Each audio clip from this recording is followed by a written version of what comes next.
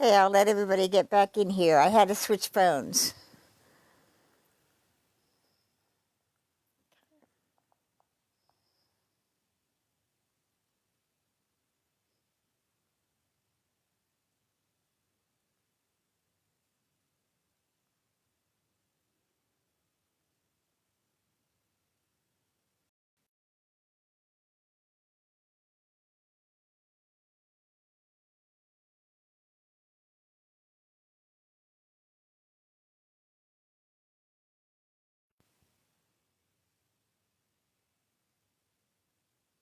Okay.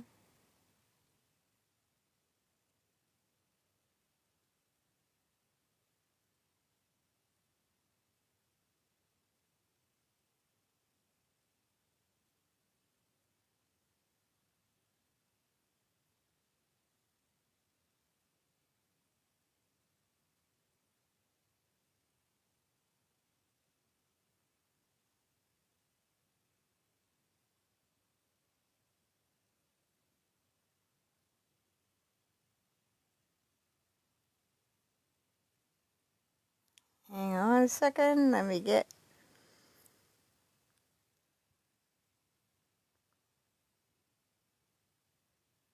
I'll just put that behind me. Okay. All right.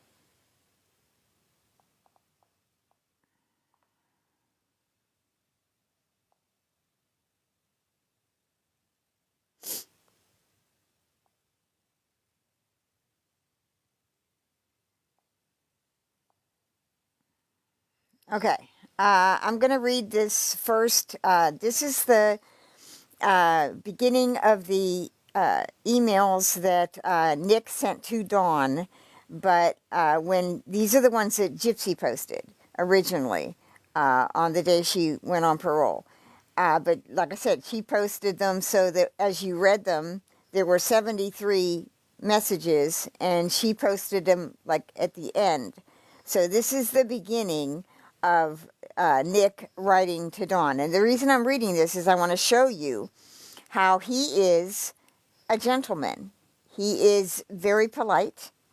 He is, he's talking normally. He's a gentleman. He's not angry. He's not disturbed. He's not crazy. He's not unhinged. He's not any of that, okay? So this is on 4/11/2019. Hey, Dawn. Thanks for taking the time to email me. I think everyone at some time needs a pen pal, so I can see where you're coming from with saying that. I noticed by how you wrote your email that my guess is you're probably pretty young, which there is nothing wrong with that. I've just have become more observant due to the situation forces me to be alert. See, what he's saying to her is, hey, I've been manipulated before, and I have to be cautious, of anybody who writes to me. So, well, I should thank you for your own money and paying for this reply. That's generous of you. Please understand that even though I may be famous, sometimes wealth doesn't always follow someone who is famous. So I wouldn't have the budget at present time to pay for all such replies that may be required of me to keep up to date with everyone, as my mother taught me many ways of being a realist, while my father taught me not to plan too far ahead and to look at life from more of an optimistic point of view. So that is my qualities I noticed and now cherish about you. Well, another one I cherish is your respectful nature and okay, your loyalty too. LOL. I felt like you would be asking me about that one, so I couldn't leave that one out. I realized that I need to ask some general questions that I've let slip my mind too. How tall are you? 2. Is red your favorite color? 3. What kind of girl would you consider yourself? Examples: sports, artist, bookworm, or nature. What color eyes have you been told you have? What is your favorite indoor activity? What is your favorite outdoor activity? Are you an early riser or a sleep bug? Early bird, lion, or night owl wolf? I felt like you need some questions to answer, so I gave some for you. Well, I'm going to send this one now and hope you're getting plenty of Z's for your beauty sleep before I try to call tonight. Please don't forget to write me back, dear sweets. Forever your true friend. See, he's just writing like a pen pal. When I was in elementary school, we had Japanese pen pals. And they wrote, the guy that wrote to me asked me if I wore lipstick and just like weird stuff. And he sent me pictures of like these Japanese coloring books with kids on the toilet. And, I thought that was weird at the time, but it was a different culture. So now that was on 4/11. Now here is 4/15. Yeah. So here's 4/15, a couple days later. Hey, Dawn, first off, cool it down. Stop worrying like a child that don't know when their mother is going to be home. Of course I'm going to write you back, but please understand that on the weekends, this facility don't check mail of either, so I might not get your emails until a weekday. See, there, she was pressuring. She was writing him and like, write me back, write me back, write me back. And he's politely saying, hey, Dawn, cool down. I'm going to write you back. But maybe you can remember, I'm in fucking prison. But here, she was all hepped up because she was gearing up to manipulate him. And she knew that. He didn't know that at the time. He thought she supported him. He thought she was interested in him. Just like he thought Gypsy was interested in him. Gypsy was never interested in him. All right. You have quite a personality. That's a good thing. More substance someone has to their personality, more there is for someone to like about that person. He's complimenting her. He's telling her, you're different. You have substance to you. I'm interested in you because you seem interesting, which he's not. This whole time, she is playing him. He doesn't know that yet. 4:15, he doesn't know she's playing him. She does. She knows she's playing him. Says, I noticed the barrage of questions. LOL. Let's take this one at a time. I'm going to skip that first question because it bores me. But the next one, yes, I do play cards. You learn a lot of those games while you're locked up. Next, I'm eating state food. How do you think it tastes? It's better than jail food, but that's about it. Next question, I only get commissary when state tip gets here. Otherwise, that's all I survive by. Next question, with everyone... Hold on. Oh, I must be missing one. Because it goes into... He talks about his mother again.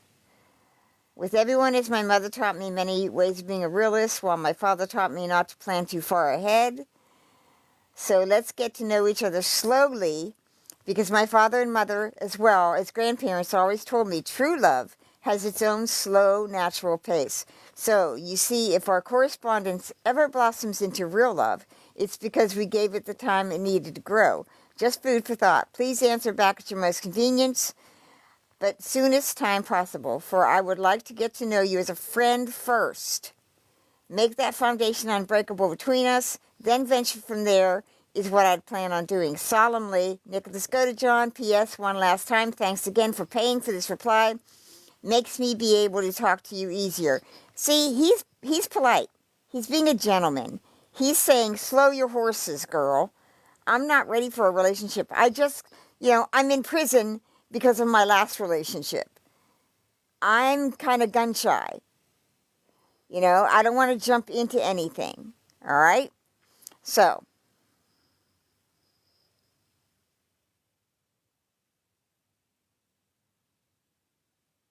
Okay, I don't know what that question means. Do I have an admirer?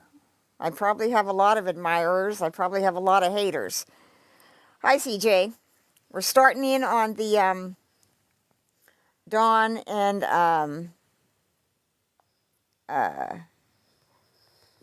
Nick emails. And let me turn my phone around. Hold on.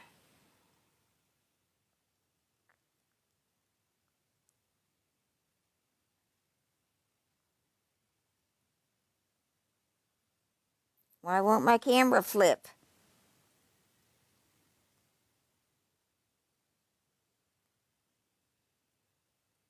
Hold on, I'm trying to flip my camera. Oh, hold on. Background's on. There. So, how can I get this background off now? And flip my camera? Do I use green screen? Now, I flipped my camera.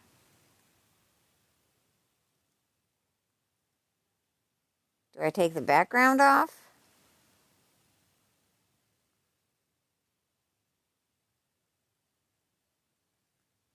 I don't know how to do this. Okay.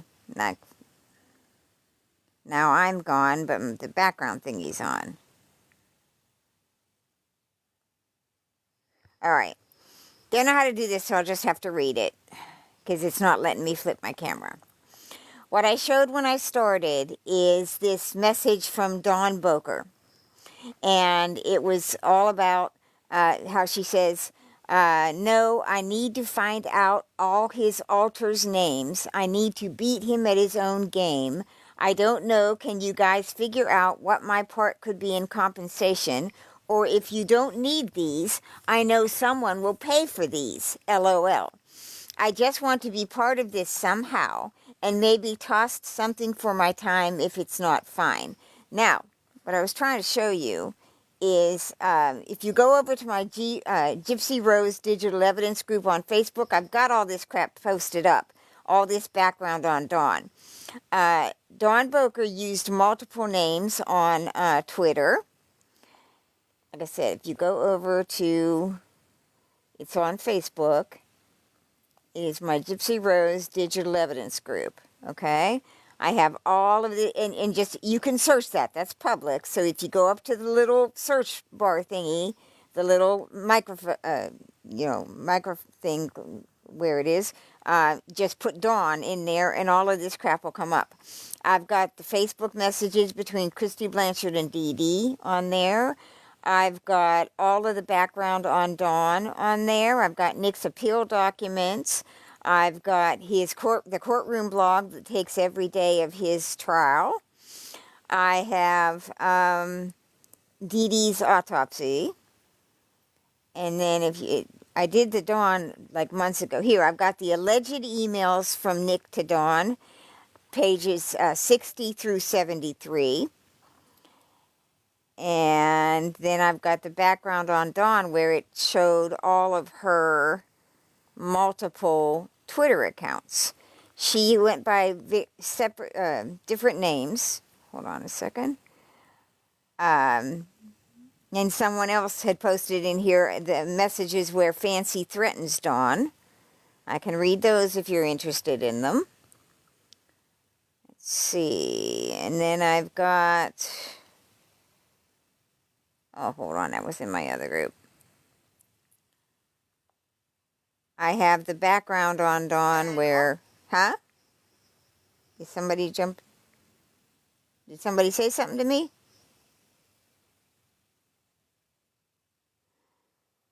Good night, Hannah.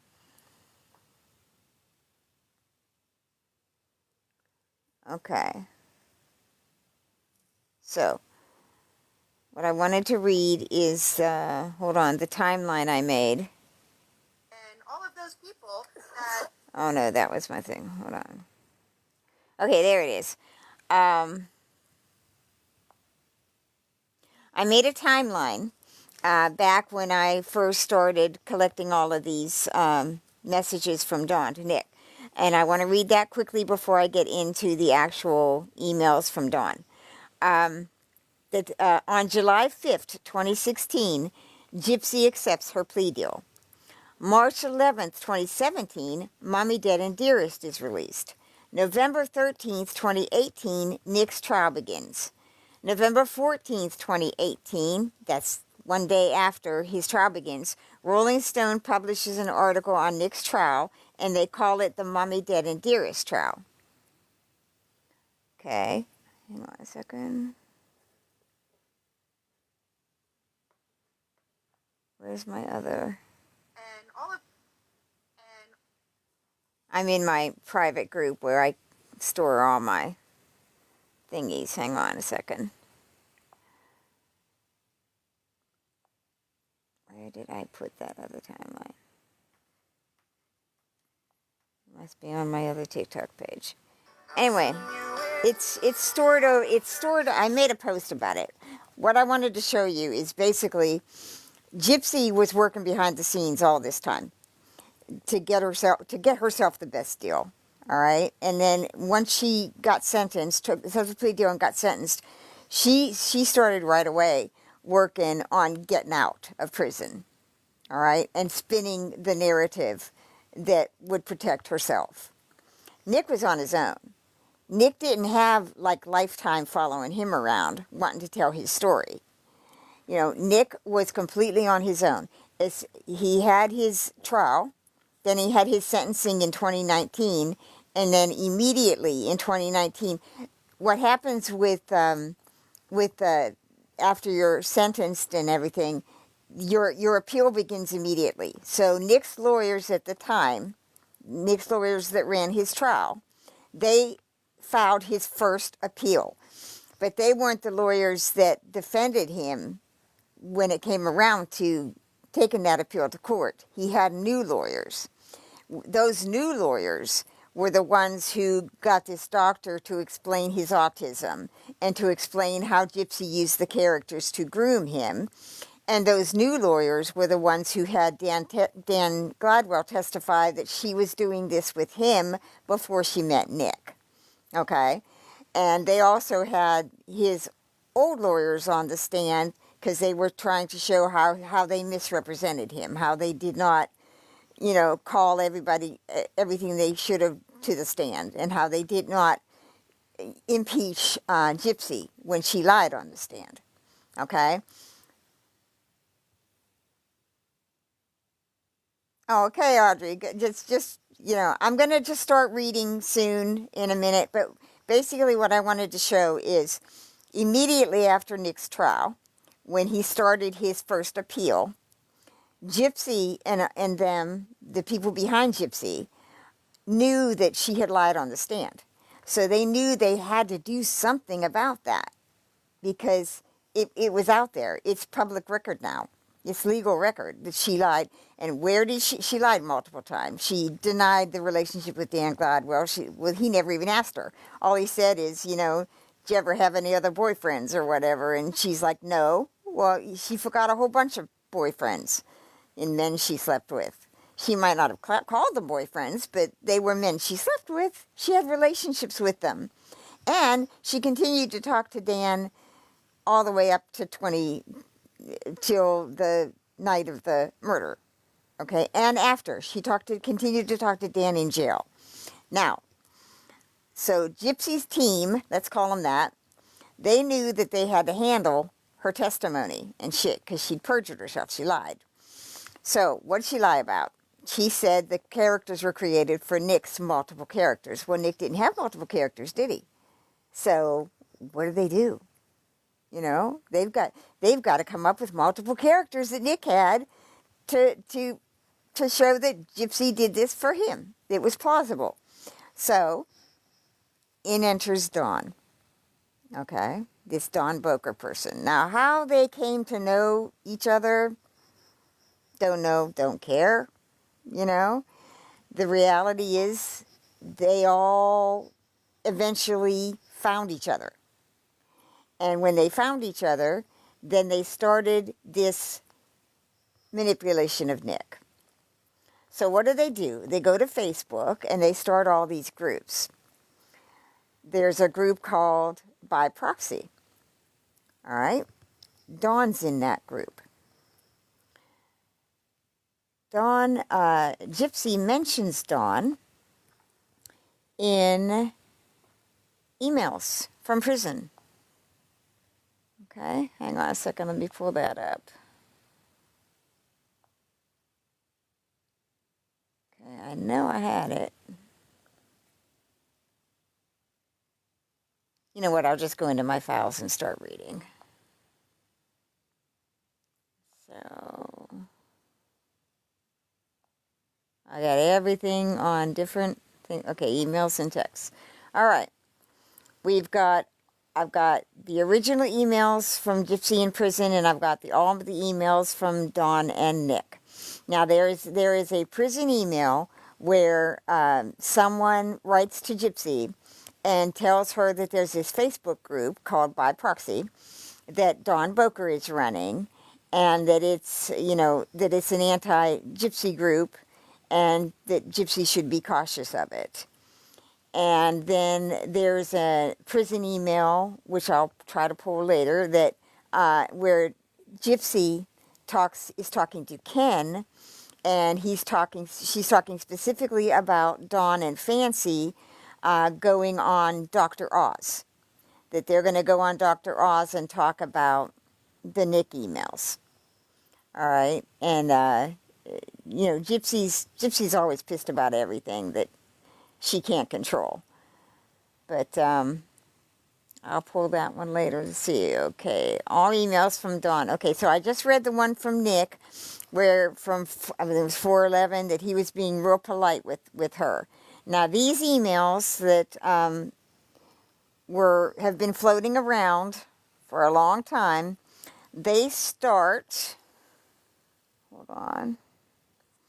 Okay, the one from Nick to Dawn starts, what's the date? 4/23/2019. So we see that there's emails before this that aren't in this series here. Okay, because we have the email to Dawn where he's being real polite. That's page 73 of the ones that Gypsy posted. And that's written 4/11. This is written 4/23, where he says, that's where these emails that I was being given begin. It says, "Hey, dear Dawn, don't worry about it. It's done and over with. Just get glad Elsie is okay." Well, I must admit, the emails are becoming bigger and bigger in size of emails. But I'm hoping it doesn't get out of control. LOL. Look forward to your next email. Truly yours, Nicholas Godejohn. Okay, so then the next one is from Nick to Dawn, 4/23. "Hey, Dawn. Hey, it's Dawn, the woman. She is sweet as chocolate to me." See where he's being very polite, loving almost, complimenting her all the time. Hi, Misty. Okay, so I'm going to read a couple of these where it starts, but then I'm going to flash forward and go to the part where I found really interesting, where Dawn is introducing her alternates to him. Okay, so I'm going to put the phone down. Here, let me put a background on, so you don't have to look at that thing. Okay. I'm going to put my phone down here. I'll put it up like that. Okay.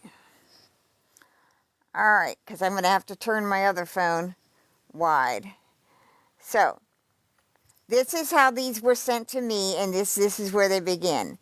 It begins with a message from Nick. And so now I'm on Nick Godejohn to Dawn Bowker, 4/23/2019. "Hey, it's Dawn, the woman who is sweet as chocolate to me. Yes, hun, the closer I get to you, the more I feel like you're drawing out my romantic part of me, the hopeless romantic. So letting you know how we have that in common, that we both tend to follow our feelings. With that being said, sweetness may just escape my mouth involuntarily, for I may not think it, but end up saying something sweet. Well, that'll become natural, just to warn you. Now, about that shortened phone call, don't worry about it. I did say I'm a family man, as I knew you could sense from our most recent call this morning. Heck, I just wanted to say hi then and make sure Elsie was okay.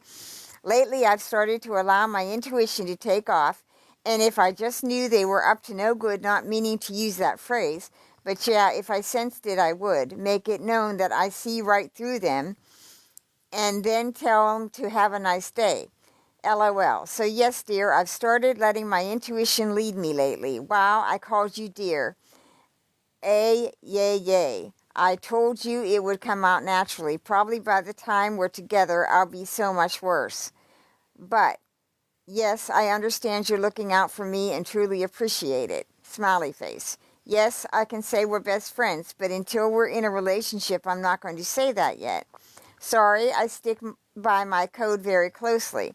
The group knows I trust you from the ones who have tried to get my reply back to them, so they know.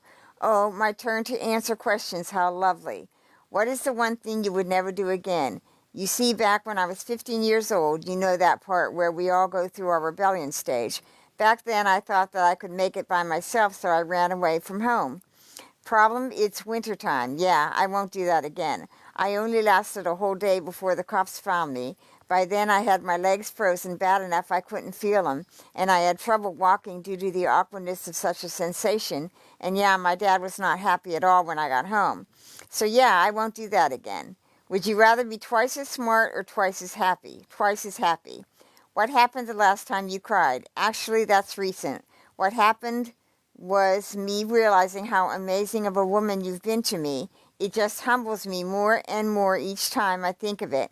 Well, the last time made me feel like you're too valuable of a woman. I didn't feel worthy to have you, to the point it led me to having tears of joy that you're the one for me in this lifetime.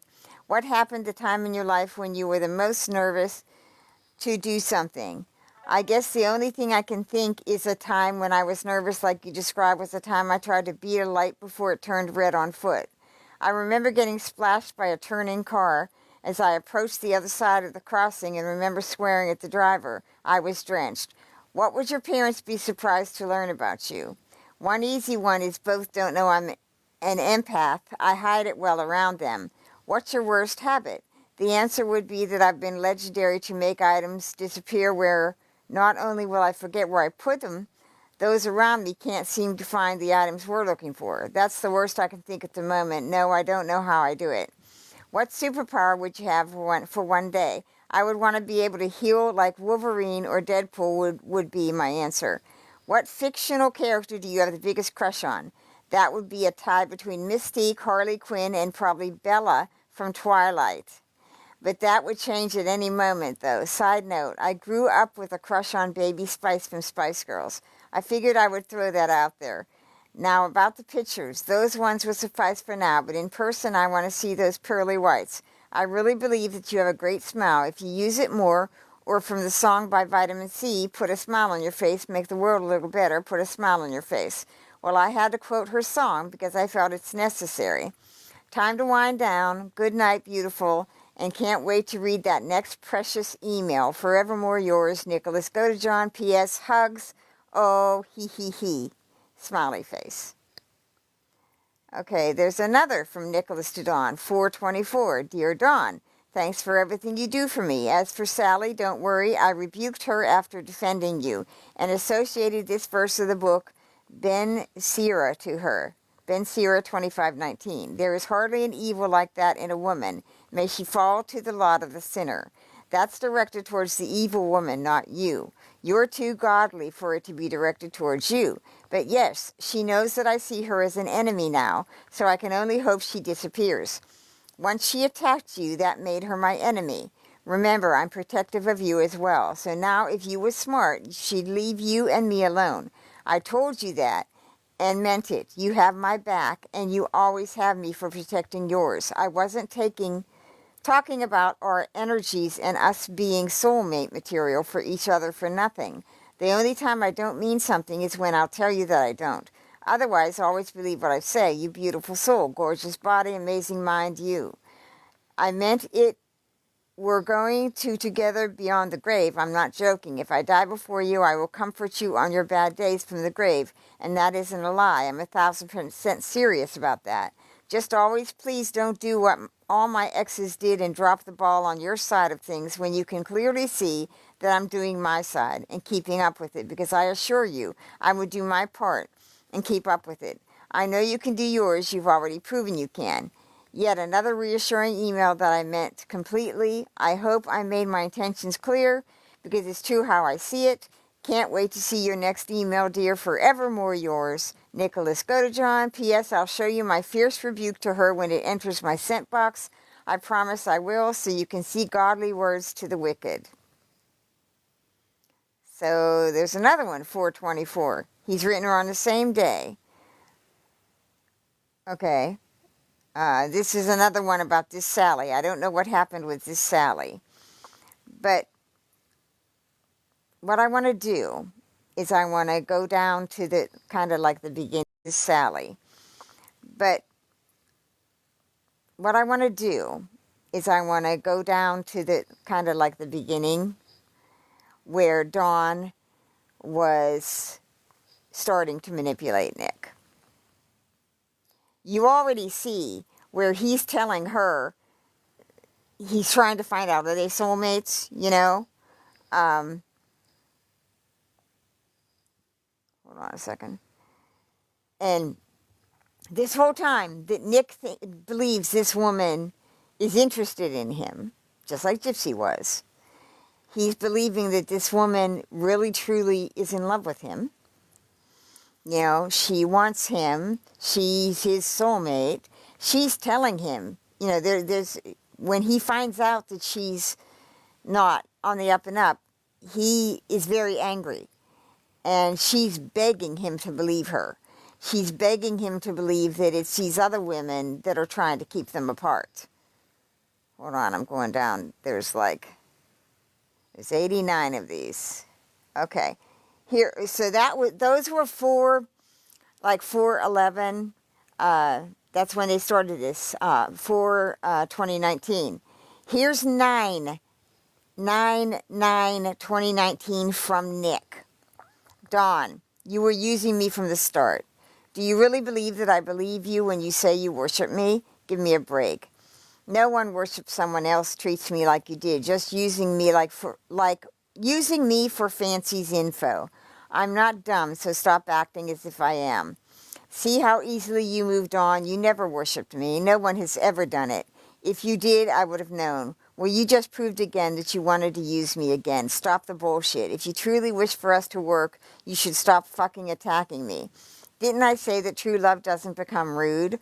All you have done is attack me. So for all I know, what you had was an infatuation. Otherwise, would you be trying even to work out a friendship? Exactly. You aren't even doing that. And then the email cuts off. Hold on. Oh, I got it. Exactly. You aren't even doing that. So you never worshipped me or even loved me. It was more of an infatuation. Sad, though, because you have no empathy for me. I see it. That is also how I know it was all a game to you. If you truly cared, you wouldn't give up, but that shows a weak character on your part, so I'm sure you never worshipped me. Face it, you only said what I wanted to hear to lower my guard down to get me to trust you. Sorry, the last time I trusted you, you burned me. So if you want to work on a friendship, maybe that is where we should start. Otherwise, don't tell me you love me or worship me when you couldn't prove it. Talk to you later when you never truly care. See?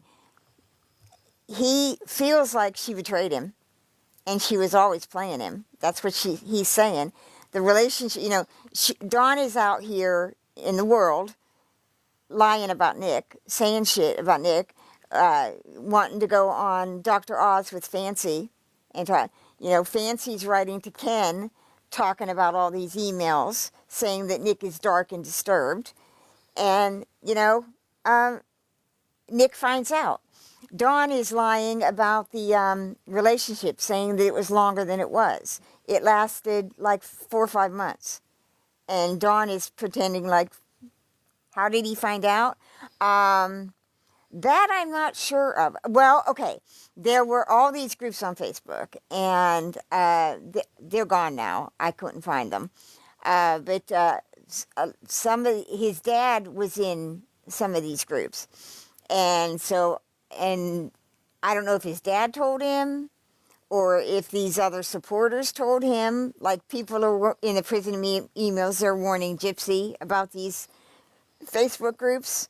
I don't know. But I know that as far as I know, there was talk of it. I don't think they ever did. I know that Fancy and Dawn did a podcast, and I'll find that. I don't remember the name of it, but they did a podcast where they discussed these emails.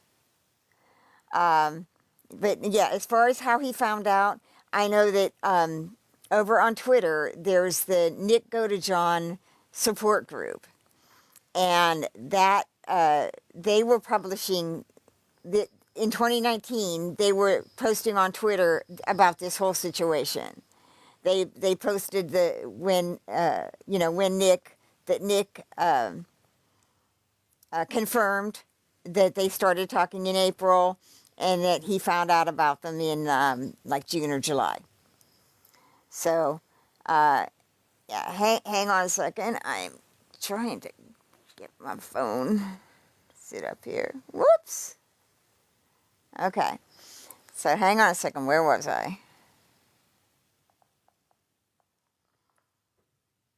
All right. So I'm down at there's 89 messages in here, and I've gone down to the bottom. I've gone down to 89 where Nick is, telling her that basically, she doesn't care. But you'll see in that message, he says, but if you want to work on a friendship, he's still willing to let this person be friends with him. He's still willing to let this person in his life, even though he has found out that she's betrayed him. And she's working with Fancy. So so that was 9/9/2019 from Nick to Dawn. This is 9/8/2019 from Dawn to Nick. Geez, Nick, I'll do whatever you want. I can't be without you, like you said. I feel incomplete. I fucking do. Me and Natasha talked. We are good. That's Natasha Cooper. We are good. Babe, what do you want me to do? I'll do it all. I publicly told people everything that by proxy is bullshit and exposed them all. Do you love me, or do you just want to make me suffer? Tell me I am suffering. Fancy is out to destroy my life because I exposed her lies about you, and I don't care. I will take it because I deserve it for trusting her, not anyone else. I do love you, and I am sorry, Nick. I fucking am. I have a major mental health disorder, too, but I am better. I'm on my meds. Everything's... Please, I love you, babe. I fucking love you. All right, now, hang on. I'm going back. This is... Okay, hang on. All right. Now, the page 85. Hold on, I got to go back a bit because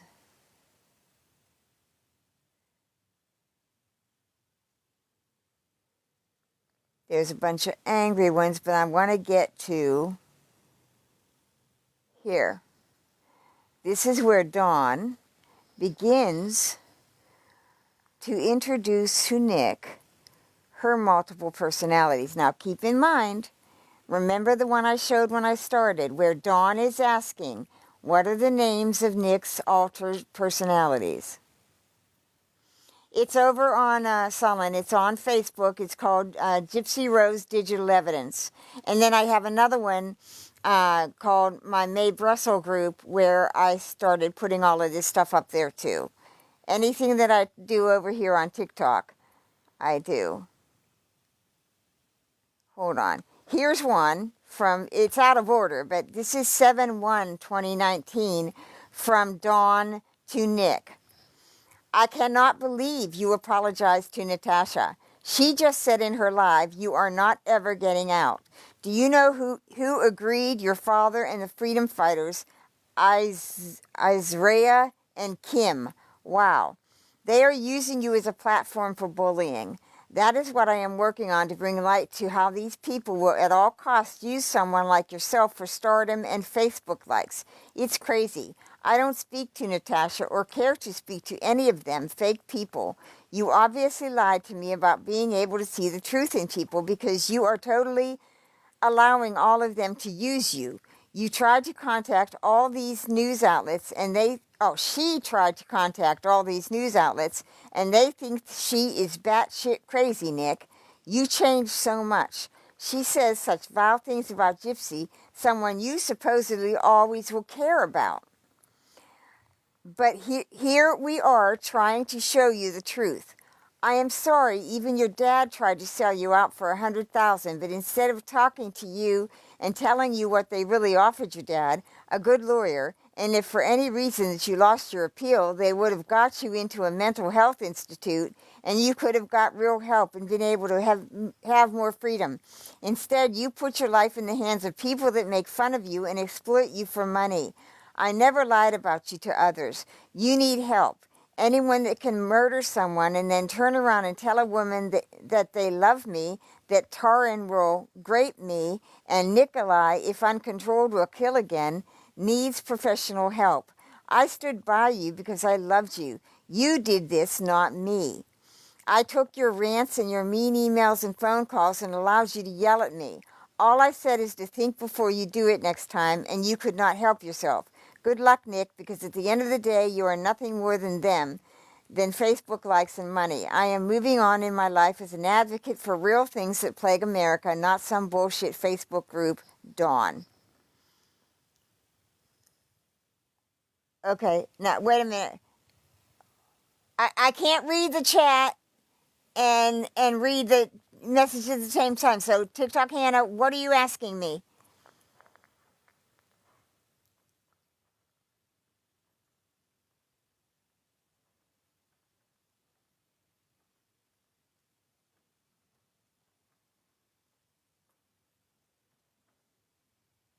Okay,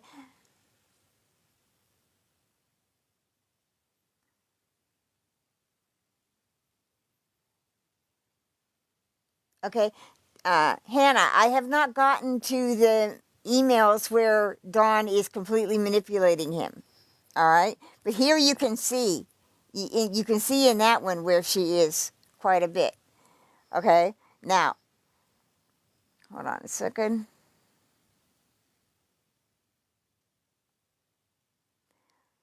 All right, this is a secondary email. I got to find the other one, but all right, this is an attachment. Okay, Dawn is writing to Nick. Now, keep in mind that prior to these messages to Nick, prior to her forming her relationship with Nick, making the Facebook group, she made a Facebook group on, where it was supposed to be a support group for Nick. Ended up that they were posting Nick's emails when he asked them not to. And, Dawn tries to say that all those women are trying to keep them apart. They're lying about her. All right? That's in another series of messages. But this is a secondary attachment. Dawn is claiming that she has alternate personalities.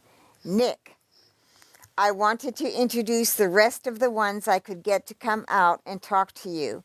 This is difficult for them because I showed them to one person before and he abused them and almost got me put in a mental ward. Just wanted to say, hey, and I love you, Dawn. Good morning, Nick. It's me, Sway.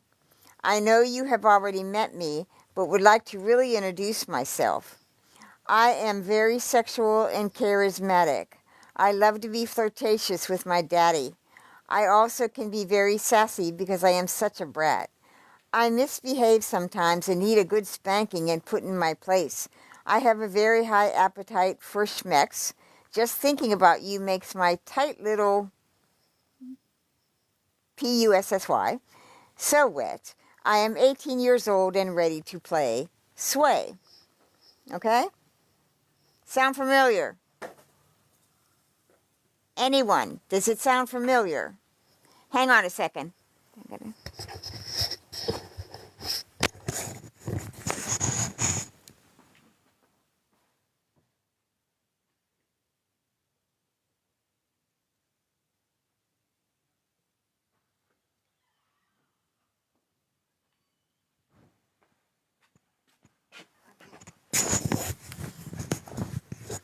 All right, I had to corral my cat. All right.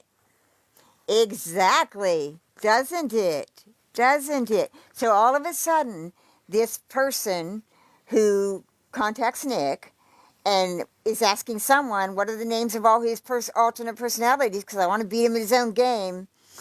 This person all of a sudden has alternate personalities that sound an awful lot like somebody else's alternate personalities. And that other person who had the alternate personalities lied on the stand, perjured herself on the stand about Nick having alternate personalities because he didn't have any. And in particular, having the kitty, the little girl personality, be for the little boy Nick. But it wasn't for the little boy Nick, it was for Daddy. It was for Daddy Nick, because that's what she used the little girl for. All right? So, now, why would Gypsy need to really, really, control the public perception of this particular personality, Kitty? Why? Because it's a little girl. And what was she doing with that little girl? She was writing to grown men. She was doing little girl play. She was doing, in FetLife. That's what she was, people, this isn't rocket science. This isn't difficult at all. It is completely obvious. So, when I watched Mommy, Dead, and Dearest, and they flashed on the screen the picture of her dressed as Ruby, and they said, oh, she just happened to play in these BDSM games, I was like, okay, that's done. That's done. It's that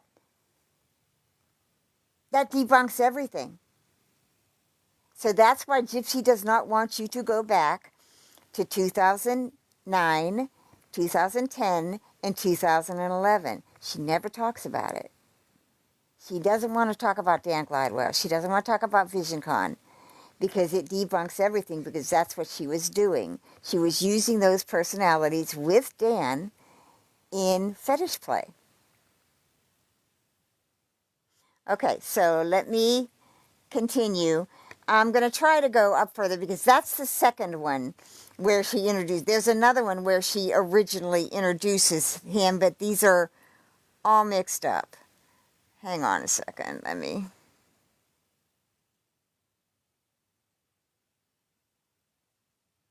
And then there's messages where he's writing to, Nick is writing to a Lola and a Dawn. More about his,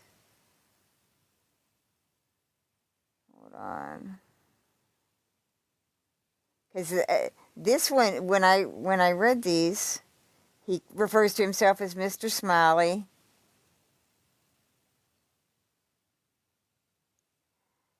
Okay, and now in these emails, he does bring up a Nikolai and a Tarian or something, his name.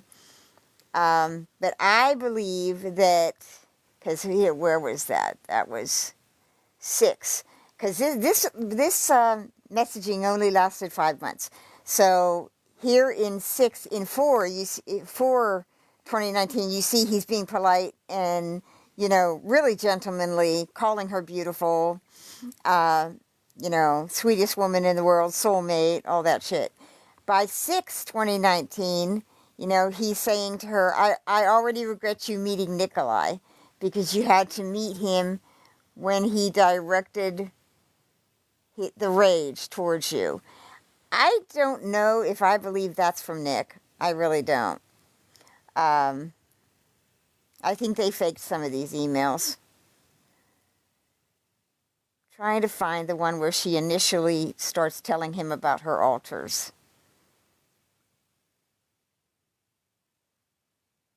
Because that is so much like Gypsy, it's not even funny.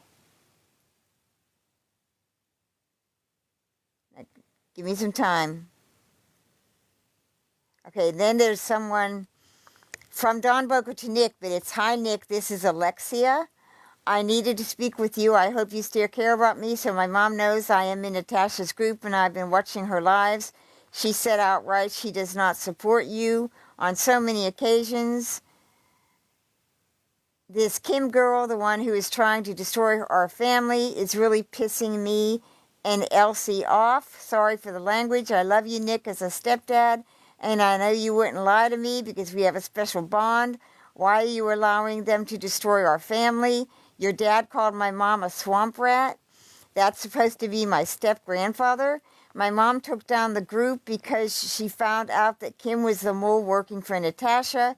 Don't you think it's funny that all of a sudden they are in cahoots? They are kissing Natasha's ass. This was their plan all along. My mom isn't different than any other human being, Nick. She loves harder than anyone I ever met, and she loves you. My mom isn't a liar.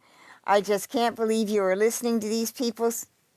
Stepdad, my father is a piece of shit and he don't live with us. So I feel like you're the only dad I have, and me and Elsie accept you and love you for you. My mom has DID too. I think you two are perfect for each other. I know you have to see these things, all those threats to my mom. Kim started, they all go back to her and Natasha, IP Addie. Well, I wanted to say to my new dad, happy first Father's Day. If you still want us as a family, we all love you, Nick. Don't let my mom's old support group tear the best family up in the world, Alexia. So that is apparently Dawn's daughter.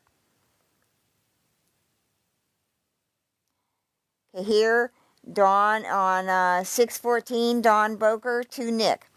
Hey, my love, I deserve being yelled at by Nikolai. It's okay, babe. I love every personality in you. I am sorry for questioning your loyalty to me. I just hope you understand that night I sat and saw your dad call me a swamp rat, and he was talking to Natasha as friends after all the vile things she says about you and your dad, your family, and Kim. She was the mole in our group. She thinks she won and that we are not together, babe. She is still working for Natasha. I am so sorry for my love. I will obey all of you. Just look at it. I will obey all of you. Jesus, you assholes. Just like a good woman should in the Bible. No more arguing. I love you, Nick, and every single other person in you. I am in this for life, babe. Don't be upset, my love. This will be short because I am introducing you to my others that live in the next email. Sorry, it's taken a minute. I like you have to coax them out. Let them know you're safe and the one or two twin flame. Here, twin flame shit again. Gypsy was doing that twin flame shit. All right?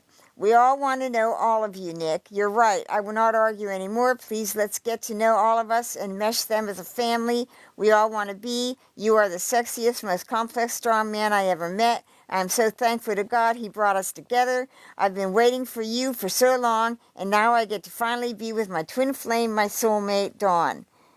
Do y'all see it? Do you fucking see the pattern? I mean, seriously, do you see it?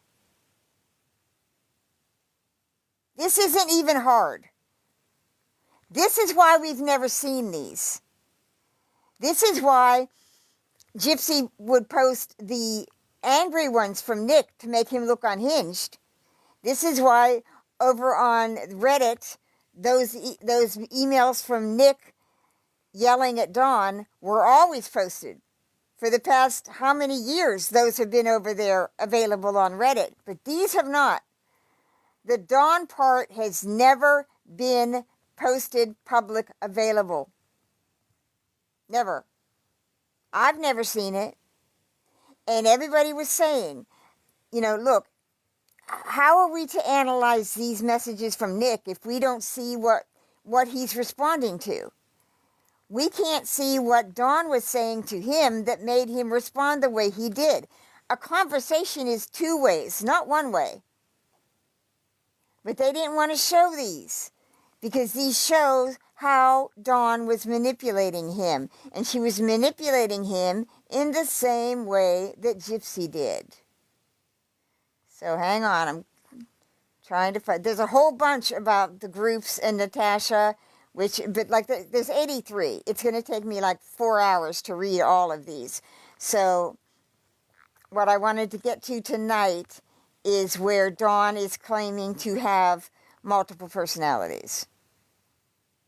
Because you will see the similarities in Gypsy with Nick. Hang on.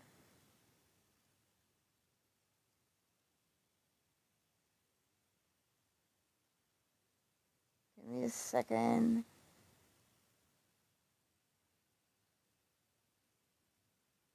I can go down to the, it might not be in here.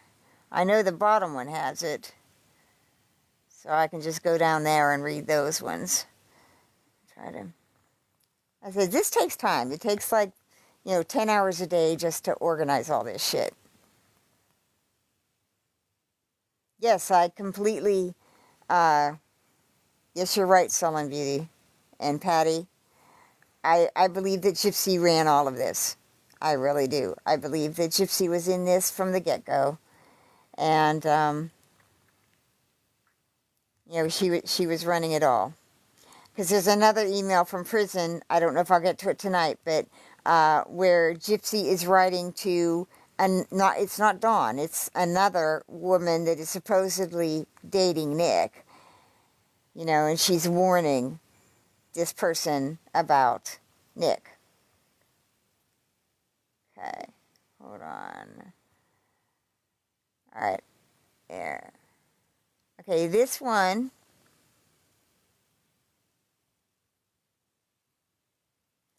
All right, hold on. Okay. Here it is. Okay, got it. All right, this is apparently Dawn to Nick. These are her personalities. GM Nick. Hi, my name is Summer. I am very happy and shy little girl. I haven't had a daddy for a very long time. I like to play board games. I love to color. I like playing video games with Lexi and Elsie. Hee hee hee. I don't know what else to say. I hope we can play one day. I am 9, Summer. Nick. My name is Lola. I am pretty much a recluse. I have bad anxiety and depression. I am always fighting every day to stay alive. I am very broken and hold all of our hurt and pain. I helped when Dawn was little, and I am the one that would fight Dawn to take over so she didn't get raped first and every single time. She was always protective over us. I got stronger, though, and began to come out a lot more. I would like to tell you something. I will always tell you the truth. I just want you to know Dawn is not okay without you. I don't think we all are, to be honest. I am a godly woman who respects her significant other. I believe every woman should live as the Bible tells us to. Obey your husband. Loyalty is everything. I can't wait to cook for you, clean for you, have your shower ready when you get home, food on the table, clothes ironed and placed perfectly away just the way you like. I want to serve you, worship you. I want to be worthy of your love and light. I am the rational, quiet, obedient side. I will not allow Dawn to argue with you anymore. I'm working on taking more control because I think you will love me more and more because I am the one you talked to when you said I was your twin flame. You're the divine one. I am very spiritual, and my gift is to see unto others also. I know, Nick, you have so much shit on your plate with those other women. I have your best interest at heart. So hopefully we can have that civil talk like you want. No more polarization. I am very protective over you, so please note that I am loyal and I won't go anywhere, Nick. God has chosen us to be against the world to prove our Lord that we listened. I was blessed enough to hear the voice rolling through my ears from heaven, that feeling you just knew it was mighty and filled with love and power. I know you know what I mean, since you have spoken with him. It came to me and told me I am not to give up on us and to keep talking to you, and he is going to show you, Nick, I am yours. I am to worship the ground you walk on, and I mean this as I fall before your feet, just worshiping you and lifting your name up to the heavens. It's us against the world, hun. Lola. Hey, Nick, it's Dawn.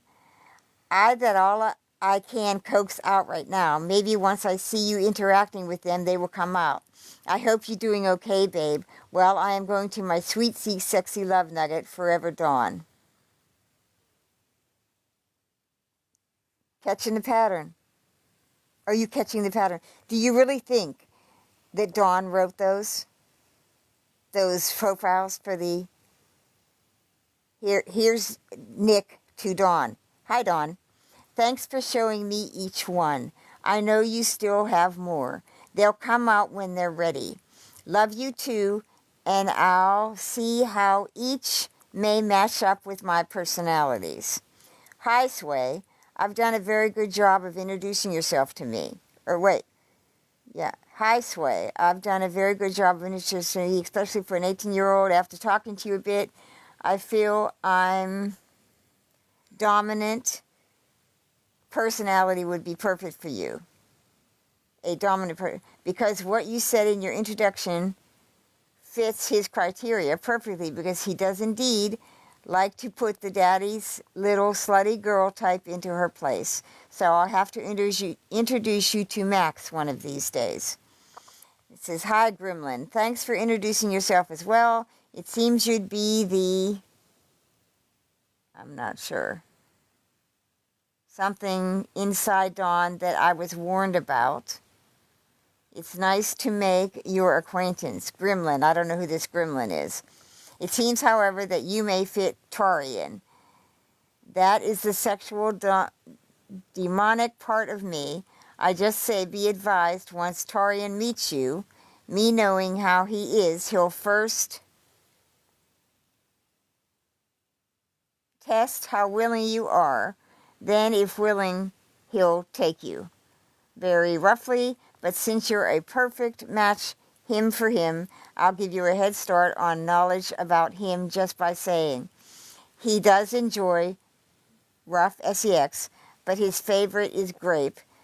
So the more of a struggle and a challenge you give him, the more he'll enjoy it. One more thing that drives him crazy. Now, these are attachments, by the way, okay? They're not actual emails. This is not an actual email that has the heading where you see from Nick's JPEG, okay? This is an attachment that's like typed up as if it's from Nick. There's no evidence that this is from Nick. None whatsoever.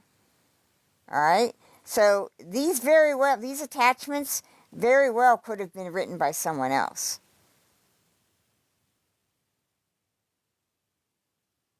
There is no evidence that this is from Nick. None. Here, I don't know if I could turn my... You know what, I'll take a screenshot of this and I will put it up in my evidence group to show that there's no way of proving that this was Nick. Okay, I'm going to go down to... Okay, so here's all the people that Dawn claimed she was. There's a Lola, there's an Elsie, there's a Sway, there's a Gremlin, there's a Summer. Summer is the little 9-year-old girl. Kitty was Gypsy's little girl. You know, Lola is the godly person, the twin flame that wants to worship him. Sway is the Schmeck's kitten. Candy. Sway is Candy. All right. I don't know if Gremlin would be Demona, but, there is no comparable Gypsy character to Lola. Lola probably would have been the Gypsy character who worshipped and adored him. All right, but this has Gypsy written all over it. If you can't see the patterns to this, that's why we've never seen this. We've never seen Dawn claiming that she had multiple personalities, and then Nick playing along. All right, and okay, if Nick always had these personalities, Nikolai, Tarian, what's the other one? Why couldn't Gypsy name them on the stand? Why couldn't Gypsy name them when Dr. Phil asked her? This is Gypsy.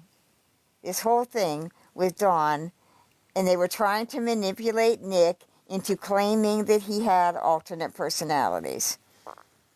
And like I said, he never did. So here it says Nick on 6/18. Nick to Dawn. Stop worrying about it. We got us, our alters. Elsie and Alexia to worry about. Who cares what they all think? We should only care about what our family thinks. I know this has been a rough ride for us, but I never said it was going to be easy. We have all we need with each other, our girls. We don't need anyone else. So this means Elsie and Alexa are Dawn's daughters. So this means that Dawn was bringing her daughters into this bullshit. You know? Dawn, from the get-go, we know that Dawn is trying to manipulate Nick because she writes to whoever saying, what are the names of his altars so I can beat him at his own game? You know? And how can I get paid for this? And then she is bringing her own daughters into this. Unless her daughters never knew about any of this and she was writing in the names of her daughters. But my point of all of this is this Nick infiltration group that did exist. That's part of it. Okay? Those emails are part of it. Do you see how they started this from the get-go, the minute his appeal started? The minute his first appeal was started, this shit started. And then it continued all through 2019. Okay, when I first started posting about the infiltration group and the Dawn emails, I started getting messages from all kind of people telling me that Dawn is sorry for what she did, and she'll only go on Natasha Cooper now. She only trusts Natasha Cooper. And they tried to send all of these messages where Fancy was threatening Dawn. And those are posted over on my GRB evidence group. Dawn is still, I know she still has a Twitter account and she has a Facebook page, but I don't see her being active. I think that she's watching this right now, Dawn. I think you're all watching it right now. Because anytime this shit comes up, you got to pay attention because you got to spin it. So, it's 9 o'clock. I can continue reading a bunch. I mean, what do you guys want me to do? What I wanted to start with is how, Dawn started this right out the gate with, hey, I've got alternate personalities. Let me introduce them to you. And then you can introduce me to your alternate personalities. Yeah. This all started in 2019 because Gypsy had to handle what she did on the stand. Gypsy knows that Nick did not, when they were together, Nick did not have alternate personalities. Gypsy's alternate personalities, like she printed in her book, were not created for Nick. Like she told Dr. Phil, they were not created for Nick. They were not. So, Gypsy's constantly got to go back and spin and respin because her story has to be believed by the public. Because if the public doesn't believe her story, guess what? Her plea deal's no good. Because she's lied about everything. She lied about her mother. She lied about Nick. She lied about the reason for the murder. She lied about everything. She lied about her entire life. So, where do we go from here? As a true crime community, where do we go from here? Do we continue to let Gypsy play these games? Do we continue to, let Gypsy play around on social media and we follow her every fart? Oh, Gypsy posted this and Gypsy posted that. And Gypsy, who fucking cares? These prison emails are showing you exactly who Gypsy is. The new FOIAs are showing exactly who Gypsy is. She's never changed. She's manipulated everybody. She really thought she was going to get away with it because Gypsy thinks she is the Meryl Streep of scamming. She really does. She thinks she is the best actress in the world and she can pull this off. She probably thinks that because, for a long time, she did pull it off. She convinced that whole neighborhood and all those people that she was 12 years old when she was 17. She convinced everybody that she was paralyzed when she was not. Even after 2011, when she knew she could walk, she knew her real age, She has no excuses not for walking out of that house. She wasn't scared of her mother. How is she scared of her mother when she admits in her own book that as of 2011, when she pew-pewed her mother in the face, they were on equal ground? What does the book say? Honey and baby are equal now because honey knows baby can be violent. So how did after 2011 Gypsy become afraid of her mother? How did Dee Dee control anything after 2011? Did Dee Dee control Gypsy sending these naked pictures to the men at VisionCon? If Dee Dee controlled everything and never let Gypsy out of her sight, how did Gypsy make 100 fetish videos for Nick? How'd she fill the bathtub up with barbecue sauce and film herself for Nick? How did Gypsy film one of the Ruby videos or pictures in Dee Dee's bedroom in front of the sheet that's in front of the wall? You know, how long are we going to let her get away with the bullshit? You know, I don't get it. Why don't every single time we have the opportunity where she posts something, where she answers someone, he claps back and she answers someone, go underneath her comment when she has that open and respond to her and ask her all these point-blank questions. Ask her about the men at VisionCon. I mean, you know, ask her why she sent 10-year-old Mia to Dan Glidewell's Facebook account when she was in a BDSM fetish role-play relationship with him online. What was going on there? Why? Who else was Gypsy? Who was Gypsy sending Mia's profile to? Do we know? How did all those men find Gypsy's secret Facebook account? How'd they find it? How'd they miraculously find a secret Facebook account? The investigators couldn't even find it. They subpoenaed all those accounts.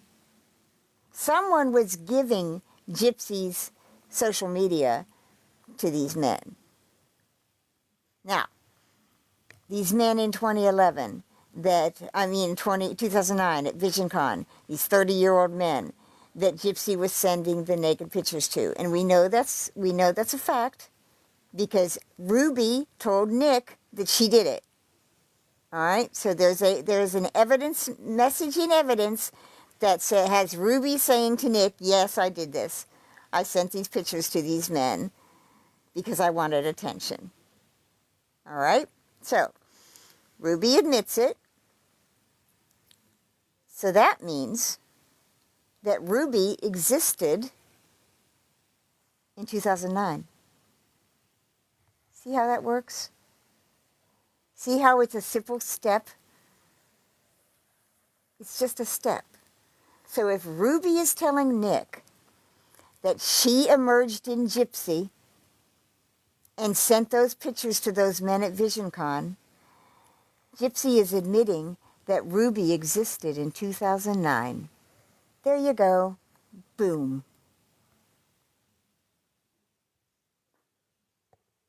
See the pattern? Can you see the patterns in these messages? Do you see the messages where Dawn is, crying to him or writing to him, and she's, Dawn has a certain language, Dawn has a certain way of speaking, and then you go to these, here, let me introduce my alters, and it's well written, it's Gypsy written. You're not going to tell me, you're not going to convince me 1 inch that Gypsy wasn't involved in every single bit of that. Which means she was trying to contact him. Gypsy should have had nothing to do with Nick when she was in prison. That's part of her thing. She had nothing to do with him. But this is how she was trying to manipulate him and get to him. Notice the one where Dawn said, one where I read where Dawn is saying, you're relieving all these other women and, you know, blah, blah, blah. I can't, there's one where she says, I can't believe you apologized to Natasha. Natasha's no good. Now she's with Natasha again. Do you see how all this has worked out? So now we got Natasha fighting with Bree. And it's all a game. It's all a script. It's not on Nick's side that it's the script. So after I started printing these and posting these emails, and I put them up on my evidence site on Facebook, I started getting all of these messages from everybody. And they were telling me they wanted to send me information about Dawn. They wanted to send me these messages where Fancy was attacking Dawn, and that Dawn is sorry for what she did, and she's, she only trusts Natasha Cooper now. So, those were given to me backstage, behind the scenes, like PMs and emails. And it's like, why won't all of you people, all of you have all this shit because you've worked with Fancy and you've worked with Christy and you've worked with everybody, put this shit out. What are you keeping it backstage for? If you want us to trust you, if you want us to believe you, put it out. Put every single bit of it out to the public. Or shut the fuck up. I got these messages saying to me that one was from that Brandy. She said that people still write to Nick, and they wanted to send me information, and people still write to Nick, and they're concerned because they think he's still disturbed. It's still going on. So I'm going to say right now, all of you women out there that are connected in any way to this, or that were connected to this in 2019, if you are still writing to Nick, go to John, stop it. Leave him the fuck alone. Okay? If you don't leave him alone, I'm going to dedicate my time to finding out who all of you are, and I'm going to put you all into the light. I'm going to drag you kicking and screaming into the light. Leave this man alone.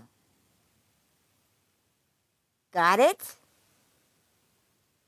I know you're listening. I know every single fucking one of you are listening. You've been listening to me since I started doing my 10-minute little things over here, and I started talking about Nick's autism and how I'm going to show how he thought and how Gypsy groomed him. You have been listening to me since then. You have not been able to discredit me. You've not been able to frustrate me. You've not been able to taunt me and troll me into stopping, and you're not going to. Hi, Cherish. All right, so I didn't have anybody up on panel because I wanted to read that stuff. I can have somebody up on panel and we can discuss it now. And then I'm going to continue this because, like I said, there's 83 messages in there, and I've got more. I've got attachments to where Gypsy talks about Dawn in the prison emails. Okay, I know Sullen had talked about wanting to come up. I don't know if you're still here. Does Hannah want to come up? Does anybody want to come up and discuss what we've discussed so far? This isn't over. I'm going to, I've got probably 100 lives that I can do just on this topic. It's hard when I start reading all the emails. It's tiring. My mouth gets dry. It's really hard to read more than, say, 20 emails in a live. So, okay, does anybody want to come up?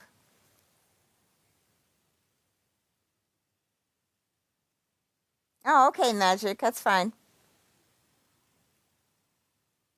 I do want you guys to discuss it, though. I want you to tell me what you think about them. What is your impression of this?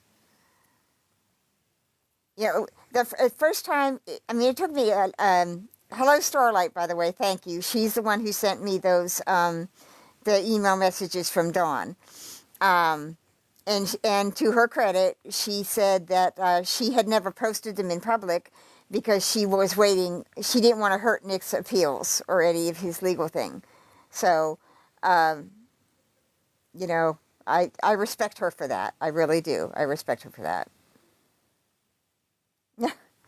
Well, I mean, Hannah, if you want to come up and just discuss what I've talked about, that's fine. I like when you're up here.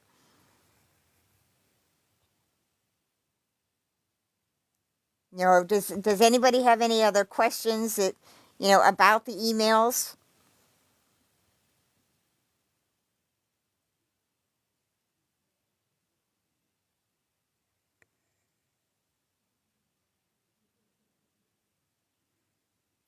The thing that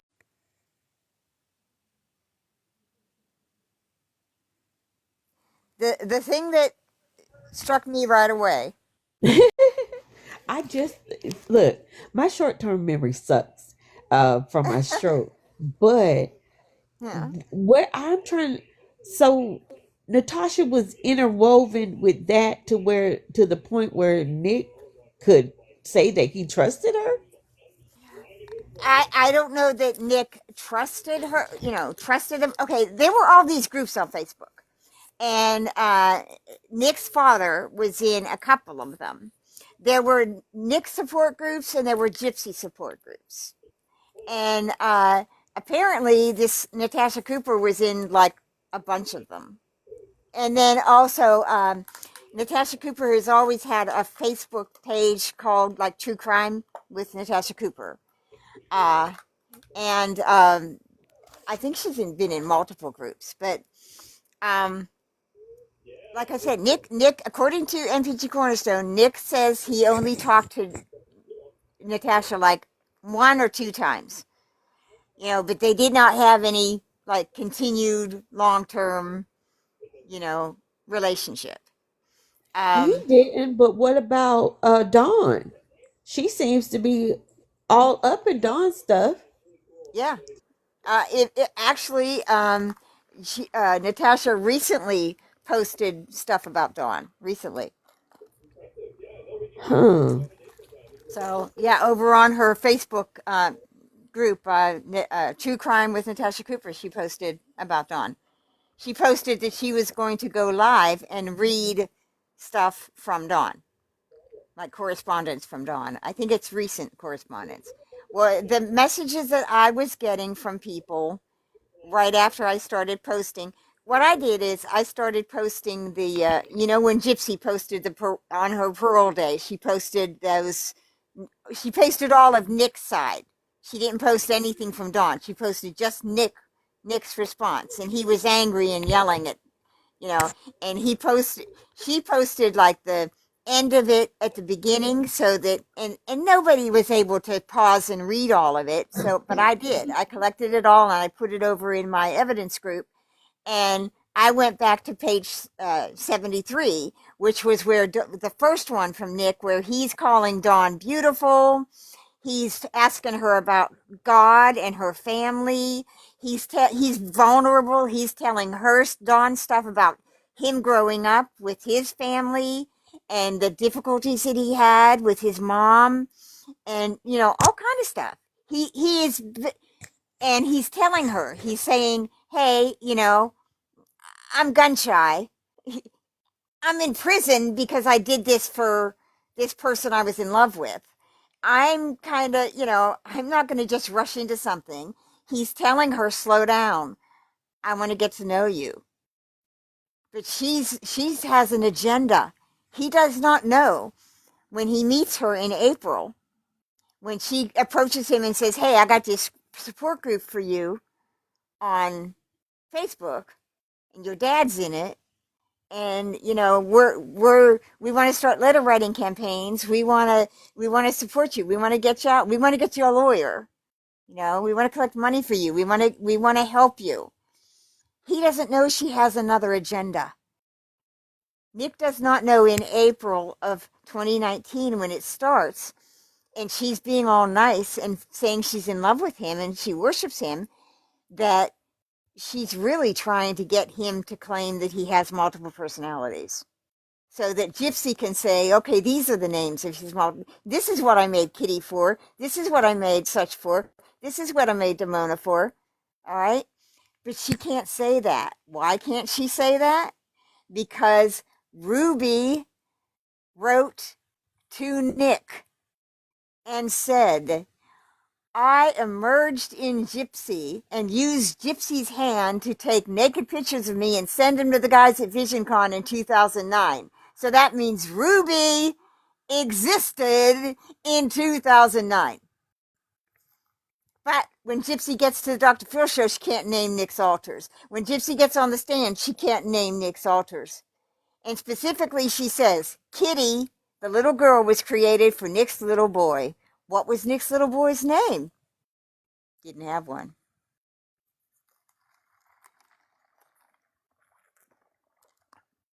I've not seen Dawn in person. I've heard her voice on a podcast that she was on with Fancy, and I've seen pictures of her on her Twitter and her Facebook.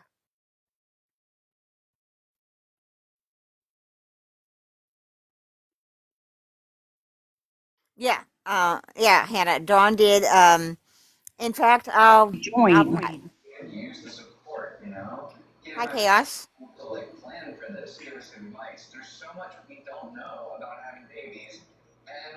Okay. I was gonna say you're gonna have to turn your TV off. So, So Nick's dad did try to sell him out. I don't know. I mean, that's an allegation from Dawn, but can we believe any of these people? Because we know. Here's what we know: all of these women were trying to manipulate Nick in some way to expose himself, to look unhinged, to look disturbed. They were all trying to do that. Okay, so can we believe any of them? And now, years later, where they're all trying to spin it in their own favor, can we believe anyone who was ever on Gypsy's side? No. Exactly. Because Gypsy has an agenda. Here's Gypsy's agenda. Gypsy has to keep the public convinced that her mother had Munchausen, her mother abused her mother controlled her, and she deserved that plea deal because she lived a life of prison with her mother. Because that's what the prosecutor said. The prosecutor said, the reason I'm accepting this plea deal is because, yes, I can convict both of them. I can convict Gypsy and Nick based on the evidence I have right now for first degree. I can convict them. But it would not be fair to Gypsy to put her in a long-term prison when she lived in a prison with her mother. But they never had to go before the court and prove that Gypsy had lived in a prison with her mother. And they couldn't have proved that in court. Because if that defense attorney had taken Gypsy into court and that prosecutor had cross-examined her, he could have torn that defense apart in 5 fucking minutes.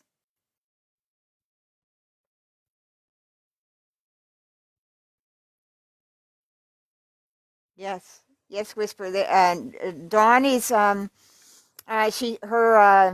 TikTok. I mean, Twitter is still active.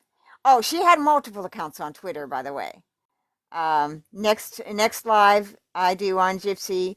I'm gonna have to start doing some of my JFK lives and my Manson lives and everything. So I'm gonna do probably 1 or 2 Gypsy a week until I get the majority of it done.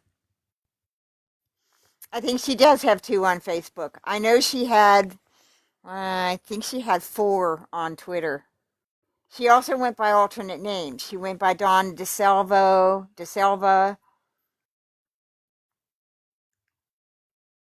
So I wonder why she put her children up in that mess and then had them calling him daddy. because that's one of the because they're appealing to Nick's need to protect. You see, Nick, Nick is only in this, predicament because he wanted to protect Gypsy. That was his only motive. That was it. Nick's motive was he wanted Gypsy in his life. He was completely in love with her, completely obsessed with her. And so every time he tried to back out, because he tried to back out repeatedly, all right, he wanted Gypsy to run away and live with him. She didn't want that. She needed her mother gone because her mother was going to her mother was done with the con. Her mother couldn't do it anymore. She was sick. She could not drive. She could not push Gypsy around in that fucking wheelchair. She couldn't keep the game up. All right, to the outside world, Dee Dee was Gypsy's only care. Gypsy, to their eyes, Gypsy was paralyzed. That meant Dee Dee was picking Gypsy up and putting her on the toilet, or picking Gypsy up and changing her diaper, or picking her up and putting her in bed. Dee Dee was doing all the cooking. She was feeding Gypsy. She was taking her to all the doctor's appointments. Dee Dee was her sole care. So if Dee Dee's unable to walk and they see her, Dee Dee can barely stand, people are going to start asking questions. People are going to start to say, hey, Dee Dee, do you need help? Because we see that you're sick. Do you need help with Gypsy? You know? What would have happened then? Gypsy knew the con was over. And if Dee Dee passed away, or, if Dee Dee got sick, Gypsy was going down for the con because Gypsy was of legal age. And had she stood up and, walked around, she couldn't have pulled it, like she couldn't have blamed it all on her mother and said, oh, she forced me. Because all of this stuff about 2011 would have come out.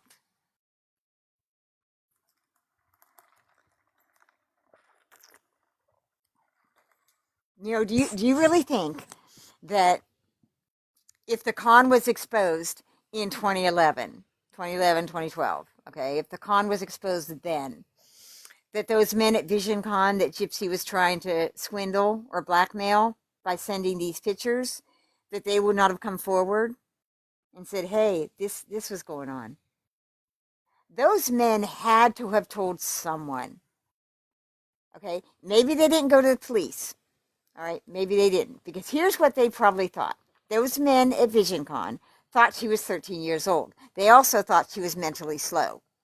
So mentally slow people, when they go through puberty, they do act out sexually. They do that. Okay, they're generally monitored by some kind of supervision. All right. So those men probably thought, hey, this girl's mentally slow.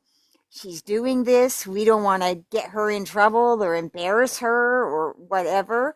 They might have approached Dee Dee because they knew Dee Dee at VisionCon. So they might have approached Dee Dee and said, hey, Gypsy's doing this, They definitely would have approached like David Blanchard or whoever was the head of VisionCon. Why? Because if they didn't approach someone in some kind of legal authority, then they would have been looked at like, oh, you're keeping this secret on your phone? You're keeping, naked pictures of this young girl on your phone? That's a federal charge. Their lives could have been destroyed. Those men approached someone. They've never come forward since, but they approached someone. And my guess, it would be David Blanchard that they approached. Are these men going to throw away their family? Are they going to risk No, their but you could entire tell lives? that that's what he was doing. You could tell when he asked that cop in that interrogation room, he's like, dude, what do I tell these people? We made her a mascot. Mhm. A mascot of what? Not only that, Hannah, do you remember when right away he gives up Dan Gladwell? Hey, have you ever heard of Dan Have you heard Gladwell? about? Yep. Yeah, Yep. because do you know about Dan? He was fishing. David was fishing to see what they knew. Okay, because right away he says Dee Dee told me that Gypsy ran off to be with Dan Gagwell. Now, does he say Gypsy said or David says that Dee Dee said Gypsy a cab, took a cab that night. So, okay, let's analyze that for a minute. Did Gypsy wheel her wheelchair down to the cab? You know, I mean, or did she walk together? But we know now by Gypsy's story that she walked a block or whatever and went to the neighbor's house and asked for a ride, and the guy took her. And we know that's true because the man's wife has posted on the internet about that night. So, you know, And then him trying to pretend like he couldn't see. I looked in that room and I couldn't see her body. You couldn't see that big bodied lady in that bed. You saw that lady. Like they were kind of caught. Well, no, by the time we saw the crime pictures, the blankets had been pulled down. So she was covered. She was covered completely. she But wasn't she wasn't flat though. She was no, undercover. You would see the hump in the covers. She didn't go flat. no. I mean, David Blanchard is extremely suspicious to me. He is just like completely suspicious. I think He gave himself away. no. I Like think he's there like, was what a do I tell these people? Well, you shouldn't have to tell nobody as to why you took a mascot, a uniform away from somebody. You just don't deal with her. no. I think that there was a bunch of scams going on. I think Yeah. that there was a bunch of money shit going on at VisionCon, and I think Dee Dee and all that they were all a part of it because they were never reported because there were a bunch of people that were in on it. Was all a money making scam across the board. Well, You he know. told the cop. He said, we brought in over $10 million. And all that is like, why are you telling him that?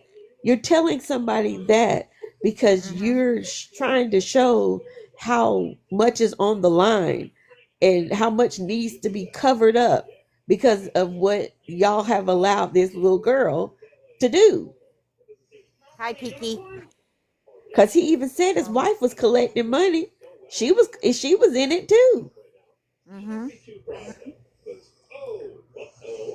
Okay, I'm trying to catch up on chat. So go ahead and talk, Hannah. Um. No, I'm just in shock as to I did not know that I knew about fancy writing knit, but I don't understand when she got done. So were her it sounds like Natasha and Fancy were fighting for her attention or something. They were bumping heads about Dawn.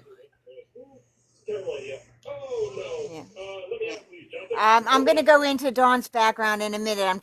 Just answering Cherish here. Uh. Well, here I'll just Straight say up it. blowing my mind. You know Yeah. what? Another thing he pointed out in that interrogation that Mhm. Gypsy, what kind of she wears sundresses.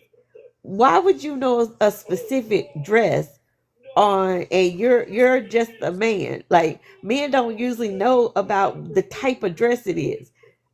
And I thought that was weird. Like she wears sundresses. Is that what those are? Like, if he didn't know her, why would a man know exactly why she had what she has on? That's somebody who has put on some clothes for her or bought her something. That because why would he know that? That's weird for him to know. Mhm. I'm sorry, y'all hear my son barking. I'm sorry. We That's got okay. allergies going on. Yeah. Cherish is asking me if I upload my lives. I've just learned how to record them, and so yeah, I've been putting them up over on my YouTube channel. I'll link that here in a post. I'm just JFK Annie on YouTube too. But I never used my YouTube channel for that. I just I watch like old episodes of Days of Our Lives and Guiding Light. And I had it for my father when he lived here. I had all his Notre Dame stuff. So I'm revamping it now, and I'm going to start uploading my TikTok lives. So, so I'll upload this one too, and then maybe I'll start doing some of those 10-minute ones where I read some of the emails or whatever. I thought there was a way where I could like make my own video, like not like a live, like I can make my own video and upload it to TikTok without going through the TikTok studio thing. There is. I don't know. Not unless you do streaming. Would Well, it be streaming? I don't know. I just found out. See, I don't have that whatever they use on to make the YouTube videos, that StreamYard or something. Uh I huh. don't have anything like that. But I think I just found out that I can do it over on Facebook. I can do lives too, and Instagram or Facebook or one of those. I can do lives like Okay. this. Um, So, but yeah, my biggest thing that I wanted to start with these Dawn emails is how Dawn went into it with an agenda. Nick didn't. Nick is sitting there in prison, and the one that that really right away when he's talking real nice to her. He's like really like sharing things that I wouldn't share. I wouldn't share shit about my childhood. I had a crazy childhood. Every once in a while I do if I want to make a point, but that's nobody's business. And it makes you very vulnerable. When you're sharing shit like that, you're sharing a part of your life that, was traumatic. And in that other one, where like the questions he sent to her are like, "What's your favorite color?" Uh, he talks about books and shit. He talks about God at some point. He talks about his environmental stuff. His causes that he's into, and uh, you know, he's trying to like draw her into conversation the way you would get to know a friend. When you just meet people, you don't just burst right in. You're not going to meet someone and in like a week, hey, these are my alternate personalities. Do you want to know who they all are? And look, this is the sexy one. And come on, you know? All right. But do you notice when Dawn is asking questions of him? Maybe reread that one. How probing they are. How she's trying to get him to like skip up and talk about the murder. Well, what is Gypsy's fascination with grape? If you go over to the art, what is it? Deviant artist. Mm-hmm. Um, she has short stories up there, and she talks about the man being racist, and she talks about him graping her. Mm-hmm. So that is anything about grape is Gypsy. All of the cosplay where people were being graped, or she wanted him to grape her mom, and then she said she got graped, and the only thing she said is, "I said no, no, you fantasized. That was your fantasy." He Yeah. portrayed a burglar coming and unaliving your mom and graping you, because that's what you wrote on Facebook. Mm-hmm. He raped her sweet little daughter. That's Gypsy. Anything Yeah. about grape is Gypsy. Well, that goes in with okay. First of all, I want to answer Ariel. I don't think Dawn was a friend of Gypsy, but I think back in 2019 they all knew about each other. Natasha and Fancy and Gypsy and Dawn, they all knew about each other. They knew about some aspect of what was going on here. You're not going to tell me at all that all these women did not know. Have you all heard the audio of Fancy talking about the infiltration group? Have you heard that? Oh, Have you not heard that? I haven't. Okay, let me see. Where is that at? I have it posted on my Let me see. In fact, I'll go to, if you go to, do all of you have Twitter? Do you have a Twitter Yeah, account? it's Okay. X. Yeah. Yeah, X. I still call it Twitter. I will call it Twitter forever. So, um, if you go over to your Twitter account and search Nick Godejohn support group, I have it saved in mine.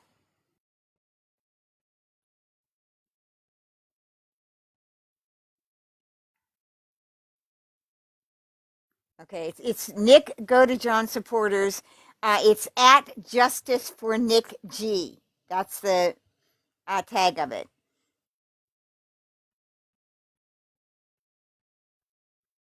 Okay, it's Nicholas underscore Godejohn underscore supporters. It's at Justice for Nick G.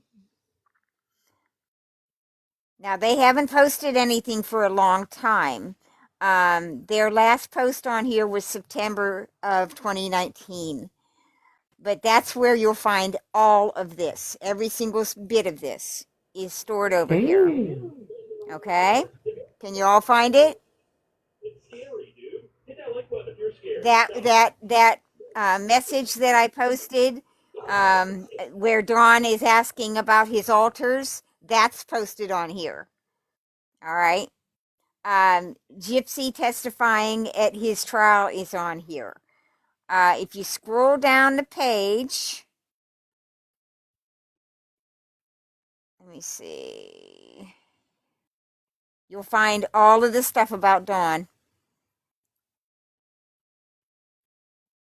Every single bit of it's on there. They posted that all of that in 2019. And now you're gonna you're gonna have to remember, while all this is going on, Fancy is writing to Ken, telling Ken about all of these emails with Nick, saying that Nick's disturbed and they're very dark. And Fancy is calling all of the Nick Godejohn supporters morons.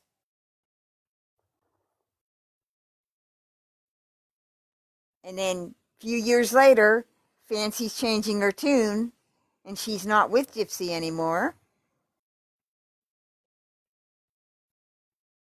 And she's pro Nick. Okay, everybody go to this Twitter account. Everything's here. And it was here since 2019. This isn't new. This has all been here since 2019. Now I'm going to try to find.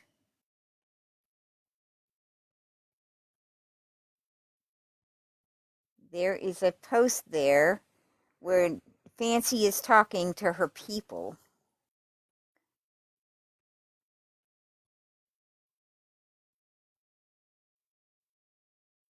Hold on. I know I had it. See, I have all this stuff over on my evidence page. Every time I try to find something that I know it's there, I can't find it. Hold on. It's over there. Hold on.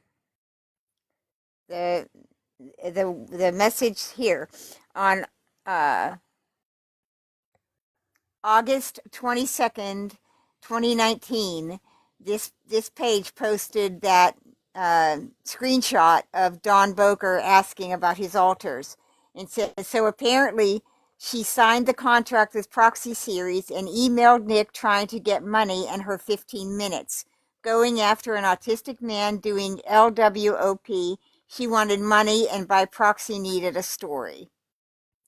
And they post the image of that, of Don Bowker asking someone, no, I need to find out all of his altars. I need to beat him at his own game. I don't know. Can you guys figure out what my part could be in compensation? Or if you don't need these, I know someone will pay for those. I just want to be part of this somehow and maybe toss something for my time if it's fine. See, Dawn went into this with an agenda. And, So she approaches by proxy.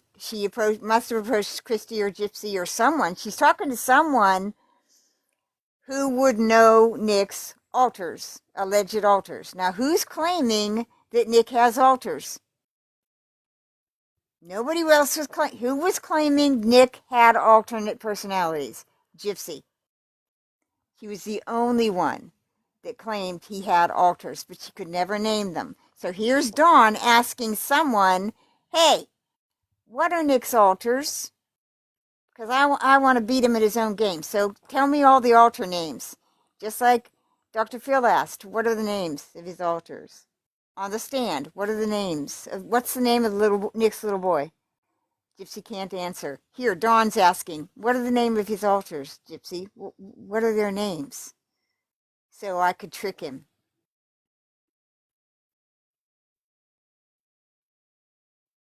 Okay, here it is. I'm going to play this sound.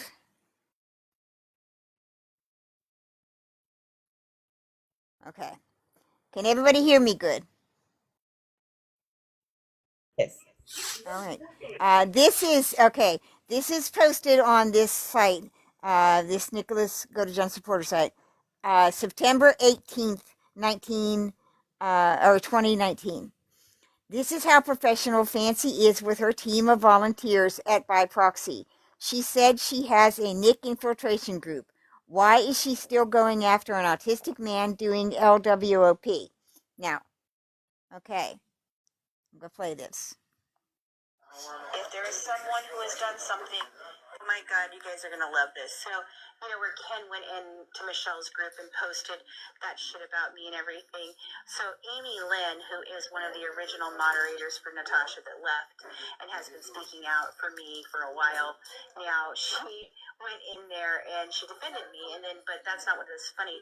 She has decided that what she's going to do is she's posted so many discussion posts, like actual discussion posts, like what about the bus pass that people are claiming about? What about Nick's da-da-da? What about his father? Was he in his life? Each of these different ones over and over and over again. So basically what she's essentially doing is burying his post so far down the fucking line, no one will ever even see it. Like, how fucking hilarious is that shit? Okay, so this is the chat that has pretty much everybody who has access to the Nick infiltration. And if you didn't hear me in Team by Proxy, I'm going to tell you this right now. If anybody has talked about a drive, if anybody has told her about the emails in the drive, if anybody has shown her any emails in the drive, I will sue the ever-loving fuck out of you. So I would not suggest doing it. I do have lawyers and they will sue the crap out of you. Do you understand? So if that is what you are doing, if that is what you are here for, you might as well exit the fucking door because I will annihilate the shit out of you. Let me tell you something. I walk out that door. Did everyone hear that? Did everyone hear that?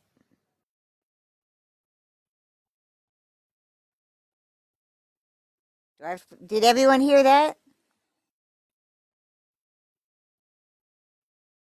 Hold on. Okay. That was from 2019. This support group, Nicholas thing on Twitter, posted that in 2019. So they knew in 2019 that all this was going on. They knew that, Natasha was involved. They knew that Gypsy was involved. They knew that Fancy was involved. So now it's 2025, and everyone's denying that this ever existed. Everyone's denying. They never tried to manipulate Nick. This never went on.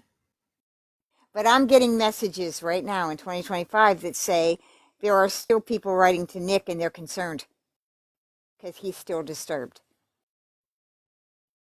So, if this isn't going on, if none of you have ever tried to manipulate Nick, especially into getting him to claim he has multiple personalities, because Gypsy has to, convince the public that her personalities were created for Nick's personalities. Well, then explain Ruby. Explain Ruby's message to Nick where she says, I emerged in Gypsy and I started sending naked pictures of these men. Well, when was that? That's 2009 and 2010 when she was sending the naked pictures to the men at VisionCon. That's what Ruby's talking about. So that means Ruby existed in 2009 and 2010, years before she ever met Nick. So Ruby couldn't have been created for Nick. Kitty wasn't created for the little boy because Nick didn't have a little boy. And we know that because on June 2nd, when Nick is backing out again, Gypsy comes in and in text messages yelling at him, get back here.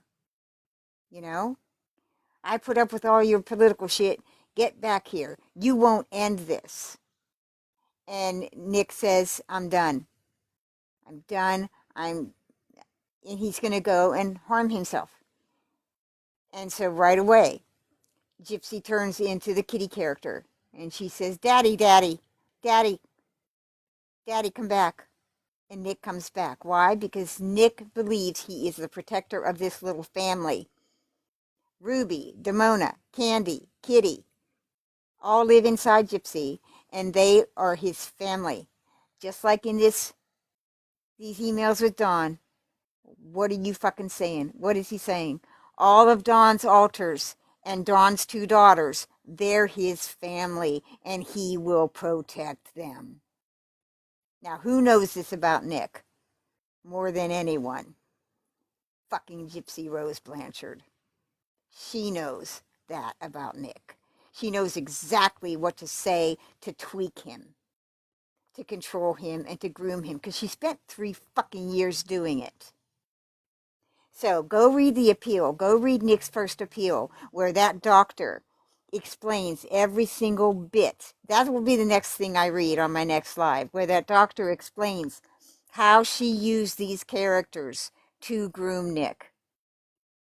It's right there in the legal documents. You can't argue with it. Gypsy can't argue with it.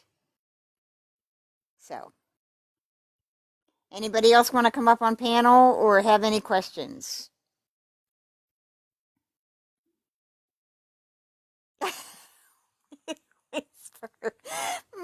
She seems nice. Yeah, she does, doesn't she? Yeah.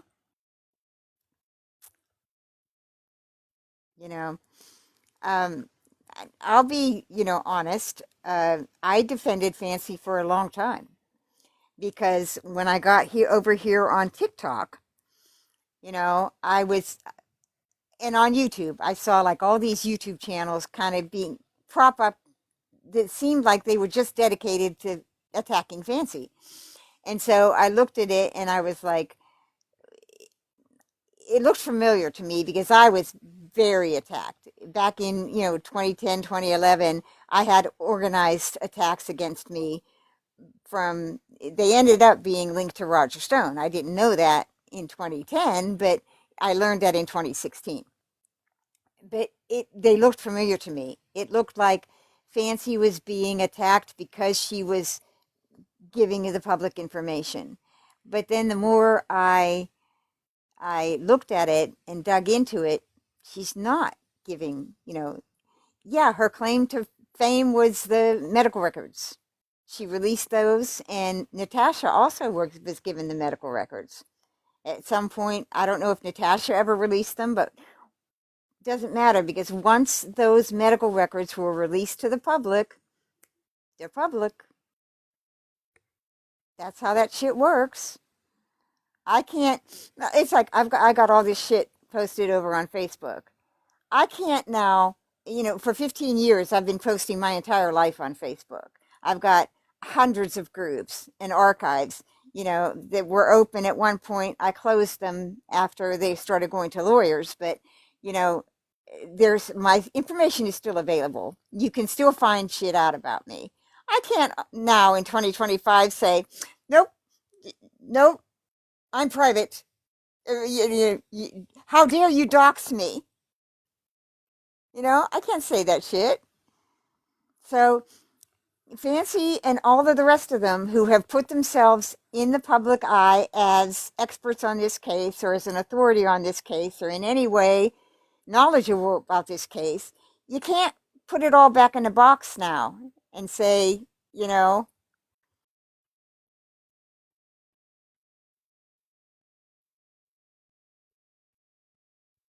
hi, Anne. Okay. Does anyone have any questions? Or what do you want me to go in next? Because there's 83 of, I'm frozen again. I I want keep, you to finish this because that's interesting. I've never heard it. I've heard a okay. lot of the stuff, but I've never heard that. All right, let's see. Well, it is 10 o'clock. I can do another hour. Um, Basically, if you want to just start searching, go over on Reddit on GRB Snark. There's a lot of shit about this here. Just search Nick Go to John Infiltration Group, and it'll all come up. But like if go to that Twitter account, we're posting all of it in 2019. So that's all I did. I went and collected it all, and then what I'll do is I'll screenshot everything and I'll put it over into my GRB evidence group. I've got a lot of it up there over there now. Let's see, where am I at? Finding my files. Okay. Do you want me to do it like from the bottom up and like where I start? Because right away she goes into like he's being nice and polite and respectful, and then she like goes into the hey, let me introduce you to my alters. It's just so weird. Everything about Gypsy Rose and everything connected to her is completely um weird. It's surreal. Hold on, I'm trying to. Okay, I could just start at. I'll start at the beginning. I was here. Let me put this up here. Oops. Hold on a second. Let me put your.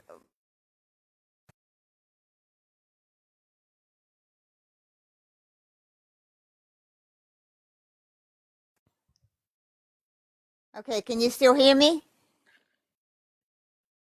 Yes. Okay, I'm putting my phone in my little rack here. All right.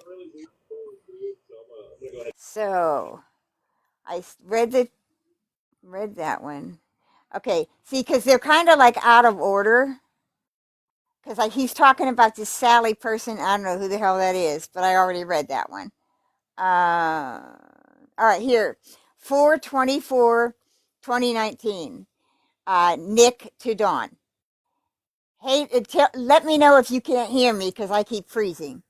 All right, hey Dawn, stop it about the whole thing having to do with Sally. There's nothing she can do about it. You already have me for the future. She's just pissed that there is nothing she can do about it. But anyway, she isn't worth wasting this email. Okay, hold on. This email on anymore. It should be about us, not some bimbo who is not jealous but envious of you. She wants what she can't have. That's that. Anyway, never want to see you let someone break you down like that again. Your inner strength, if you truly decide to use it, can be your way of not letting her or anyone else have the best of you. You're worth too much to let that happen. Another thing is remind you of after I show you how I've rebuked that wicked bitch, she won't be on my contact anymore, and there is nothing she can do about it. Look at it that way. Come, my idealist, look at it like the natural optimist. Remember it, I'm not joking about it either. You're mine and I'm yours. Always and forevermore will be two. Dear, I'm not joking. I know how you're feeling about me. You wish we could be in a relationship already when you know that's too early, so you're torn by it. I know how you feel. I'm not just a soulmate of yours for no reason. There is times it may seem I read you better than you read yourself. At times, that's natural for those who are soulmates like us. I'll be damned if I lose you. You truly mean too much to me, so never let go. I mean it, dear, because I'm not. Please show that confident You that I know so well because you have reason to be confident. Also, get all of the members of the group that are in administrative positions to block her usernames from her account so she can't even look at them. It will back her up. Just keep doing that until she gets the message she isn't welcome. That's how I would handle it out there. Anyways, I'll answer your questions after you answer the ones I need to give you that I still need to think of, since it really is my turn to ask questions, hun. Please remember what I said and you'll be fine until the next email. Forever yours, Nicholas Godejohn. Thank you for being you, who is my soulmate. I'll explain that system that I learned in another email, yet another promise I can keep. Now, by the way, all of these emails are stamped with the by proxy series, the watermark. Nick Godejohn to Dawn 424. Hey, precious. I thought I would send an email with my questions for you, since it is really my turn to ask questions after all. Then I'll answer the ones you asked me earlier, so we stay in order and no one skips anybody. Okay, here are the ones I thought of for this turn. Yes, I'm going to ask any question, including tough ones. I love to tease your beautiful self when I can.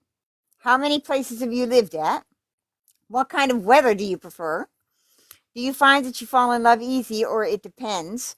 How many exes do you have? Do you believe in love at first sight? Do you like any sports? What qualities do you usually look for in an ideal mate? What would be a superpower you would have if you could have any? What are some of your pet peeves? Okay, I used my turn to ask questions. Now it's your turn. Han, I will answer the ones you already asked as soon as you finish answering these, which would give me the next turn after that on asking questions. Dear, please understand, no matter how hard the question is I ask you, I ask it with benevolent intentions while learning more from you. Can't wait to receive your answers so I can answer yours. Forevermore yours, Nicholas Godejohn. Nick to Dawn again, 424. Now see, that is the same day. He's writing another letter the same day. I give you my permission and the freedom to act as my agent to contact any agency or organization that I would want you to get the right story out. Also to post anything that I wish to any platform. I wish, with the exception that you may only post as I asked you to, and with only the knowledge you have to your best ability. Nick Godejohn. Now there you go. He doesn't know. In 4/24/2019, he just gave her permission and the freedom to act on his behalf as his agent to contact any agency or organization to get his story out. But she is secretly, behind his back, trying to get him to expose himself and claim he has alternate personalities. So, 4/24 again. This is the same day. From Nick to Dawn. Dear Dawn, stop it. Stop worrying about others trying to change my opinion of you. It isn't going to happen. And secondly, I never have received a single email from someone named Carrie Baker. So quit the insecurity. There is no need for it. One thing you need to learn about U.S. Taurus is that once we put our sights on, it must be us, Taurus, whatever man or woman we're after to marry one day, we're the most determined sign to get it done. Oh, Taurus. Us Tauruses.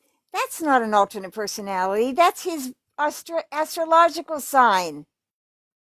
I thought they were claiming it was he's a Taurus. Us Tauruses is that once we put our sights on whatever. So if you want my blunt honesty in my eyes, you are already mine, which means I won't let a single person take you from me. I said it before, I meant it. Forever yours isn't just a phrase I use. Honesty in the most transparent form. So please stop thinking that anyone's going to steal me from you, because I'm already yours. Look at Proverbs 31:10-31, which is a poem dedicated to what a godly woman looks like, and you fit it almost perfectly. I couldn't stop crying last night because I saw a godly woman in you, and I saw all of the signs from what you told me and the energy I felt from you. Now look how vulnerable he is being to her, to this woman, who he believes wants him. Just like Gypsy, he believes this person wants him, loves him, is dedicated to him. And she's not. She never was from the beginning of her correspondence with him. But he doesn't know that. And he's sitting alone in his prison cell, crying over this relationship. because he feels he's not worthy of her. Do you see how insidious this is that they did to him? Do you see how it's not enough that he took the blame for Gypsy? It's not enough that he's paying for the crime that she committed too. That's not enough. It's not enough that he lost his mother while he's in prison. It's not enough that his family's destroyed and he can't see them anymore. It's not enough that he has no chance of parole. But they're in the background doing this shit to him. Now, hold on my phone. You know, I don't know how anyone can defend these so-called true crime personalities, these experts.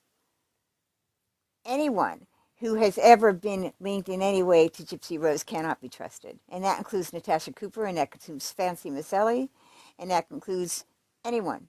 Any content creator that is getting material from Christy Blanchard can't be trusted. Now, you want to continue watching them and wasting your time? Go right ahead and do that.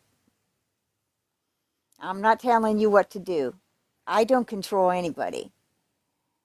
But don't cry later when all the bullshit ends up unraveling. When Gypsy blows up and comes undone and exposes every single bit of it, because she's gonna. When she has no other way of drawing attention to herself and nobody's paying attention and all of her lies are exposed and all of these emails are out and they're analyzed and they're organized and they've shown exactly how she's lied and how her plea deal is based on false information. When the public starts maybe doing letter writing campaigns to the governor and the attorney general for Nick on Nick's behalf, or when they start writing to all of these media outlets that helped build this story and they start holding the media outlets accountable, when that shit starts happening, when public opinion turns and Gypsy has nothing else to do, she's going to blow all this shit up. She's going to turn it all on you guys. Mark my words. I don't have to be Nostradamus to predict that shit. You left, Hannah. You okay? Okay, where was I? But here, he's given her Bible verses, but he's disturbed. Right? Says, I felt from you. You probably aren't aware of it, but God put you in my life for it being a gift to us both, for sticking close to him, and I know you're closer to him than you think. Please,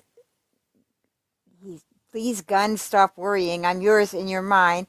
It's that simple. When you told me that you will die for me, I know you weren't joking. I knew you meant it, and that's where I realized, hold on, you were a keeper. We may only be in a friendship now, but spiritually I feel as if I'm already married to you. This is why I know you're destined for that. Please remember, no one has me but you. That will always be steadfast. Please never give up on me because I'm not giving up on you. Understand? I hope so because I'm trying to make my intentions clear.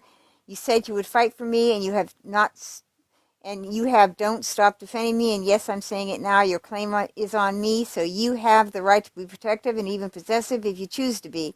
So I know deep inside that beautiful brain of yours, you always see me as your husband.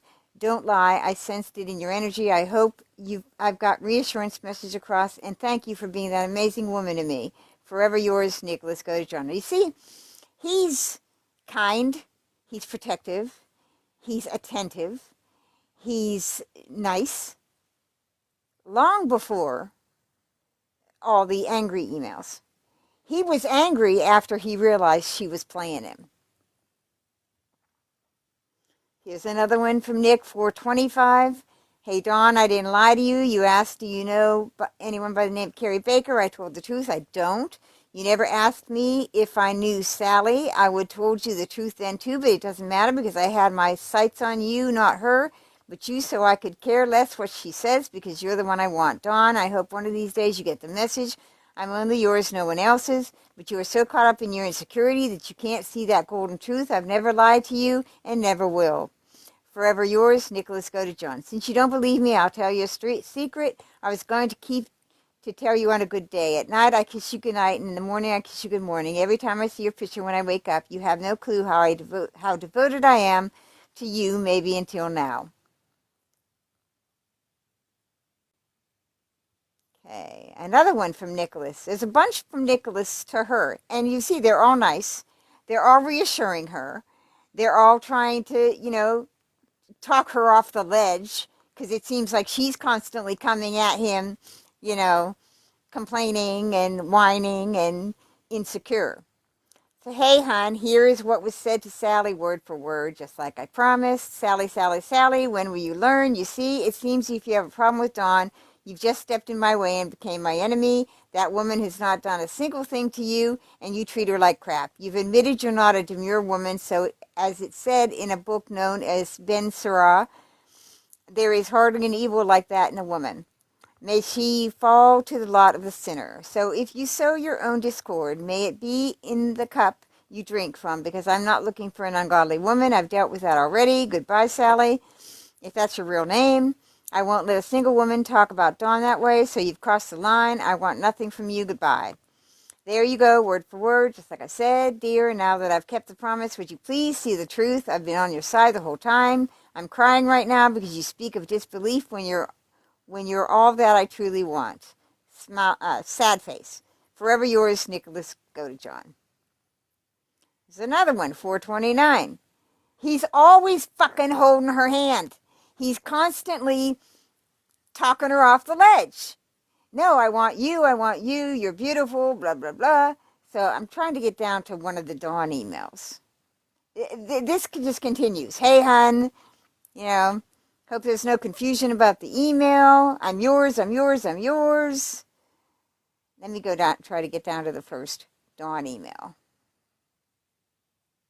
Here, 524. So all of those were like for the month of April. That's when this started. The correspondence started in April. Dawn lied about it and said it was a longer relationship. Oh, okay, Hannah. I just want to make sure you were okay. All right, so this is one of the first ones from Dawn to Nick. And it's 5/24/2019. I want to apologize, Nick, for the things I said because my mom almost died and everything has been crazy. Please forgive me and my mom. She wrote that message before she got your first one. She was panicked and very mentally ill since this stuff happened to her, which was when she woke up 6 a.m. The shit began and it's still going on. Nick, please don't be mad at her. She almost died because she was so bullied and she is an empath. Do you know how much pain she was in? She thought she lost you for good. Nick, I know you love my mom. Please, I beg of you as a future stepdad, don't do this. Please forgive her. Oh, hang on. That's Don Bowker. This must be supposedly from one of Dan's daughters, but it's Don Bowker sent to Nick Godejohn, and it says attachments, 5/24. But this sounds like from one of her daughters. I know you love my mom. Please, I beg of you as a future stepdad, don't do this. Please forgive her just this once. She's trying so hard to be strong for you. Everyone breaks, Nick. If we were a family and you wouldn't just walk away, my mom will be home tomorrow. Please just write her. She needs you right now. I'm so sorry about my message. I was really scared and upset because I love you both and don't want to lose either of you, Alexa. So, yeah, Dawn's bringing her daughters into this, or she's writing that in the voice of Alexa. That's Dawn writing that, or Gypsy, or someone else writing it, and it's not Alexa, they're just using her name. What this shows is there were all these women, there were a bunch of them. There were a bunch of these fucking women writing to Nick. And at this time, during this time, here in 5/2019, Nick is just starting his first appeal. They filed it, and he's starting to research it and get all the shit together. His appeal didn't happen in 2019, but he was sentenced in 2019. So as soon as Nick's in prison, trying to get his shit together, trying to get all his legal maneuvers in order. because the appeals start the minute you're sentenced. Your first appeal starts. You've got 10 years after that to appeal. So Nick knew he had 10 years, and then it's done. So now it's 10 years after, and his appeals are done. Last thing was the habeas corpus. He should have gotten that, but he didn't. It was denied. All right. He doesn't have, I don't think he has legal representation right now. He's on his own. And these women are still writing to him. I don't know who it is, but I know there's women still writing to him because that's what I was told. There are still women that write to Nick, and they are concerned. So here, from Dawn Bowker to Nicholas Godejohn, 5/4/2019. I miss you so much. I don't know why they are doing this to us. I don't. I have been miserable without your voice in my life. I don't know what is going on. I love you so much. I really hope you're okay. No one has gotten mail back from you. I am so scared. Love, call me, please. That's 5/4/2019. Now, at this time, it was 7, I think, 2019, where Nick had learned that they were messing with him and that she was working with Fancy. Dawn to Nick, 5/4/2019. Please, babe, what is going on? Did you leave me without telling me anything? You told me that you wouldn't let them take you from me. I miss you so fucking much. Now, if you go over to to Dawn Bowker's Twitter account in 2019, she's posting how much she misses Nick around this time. Okay, from Dawn Bowker to Nick, 5/5/2019. Nick, please answer me. I am dying without you, man. At least tell me to fuck off or write Tamlina or Kim someone. Don't leave me in this agony. I would never hurt you. You promised me you would never let them take you from me. What do you need me to do? I will not post or talk in any group or anything. I did not mean to hurt. This is all caps letters, by the way. I did not mean to hurt you, or I don't have any clue what's going on. I've been so lost without Nick. Then your dad posted this video about people not in your corner, and I think it was about me. Nick, you know my heart. Please don't leave me, or whatever punishment this is, forevermore me. Okay, see, you see how she's begging? Begging here. Now, she knows what she's doing, and he stepped away. He's ghosted her for some reason, and but remember, go back to the original emails when it began, and where Nick is telling her, hey, calm down, don't act like a little kid. I will get back to you, but I only get messages weekdays. I don't get messages on the weekend. So, cool your jets, little girl. I'm in prison, and she's constantly bombarding him with these insecurities and with all the personalities she's got, right? She's got all these personalities living inside her, and they are now Nick's family. And who is Nick? Nick's the protector. Nick's the protector of all the people inside her, just like he was the protector of all the people inside Gypsy. They knew exactly how to work him. They knew exactly how to get on his side. You see how Nick at the beginning, let's take this slow. I'm gun shy. I'm sitting here in prison because I fell for somebody I shouldn't have. I did something against everything, single part of me, because I wanted this person in my life. I'm not going to jump into something. So let's slow down. Let's take this slow. Let's get to know each other. She doesn't want, no. Right away, she's hounding him, bombarding him, begging him, trying to get him. Here's another one, 5/5/2019. Hello, Nick. Hope you're doing well. I miss you so very much. Please write back to me ASAP. Dawn. Dawn to Nick, 5/6/2019. God, man, 3 days and nothing from you. I am so lost without you.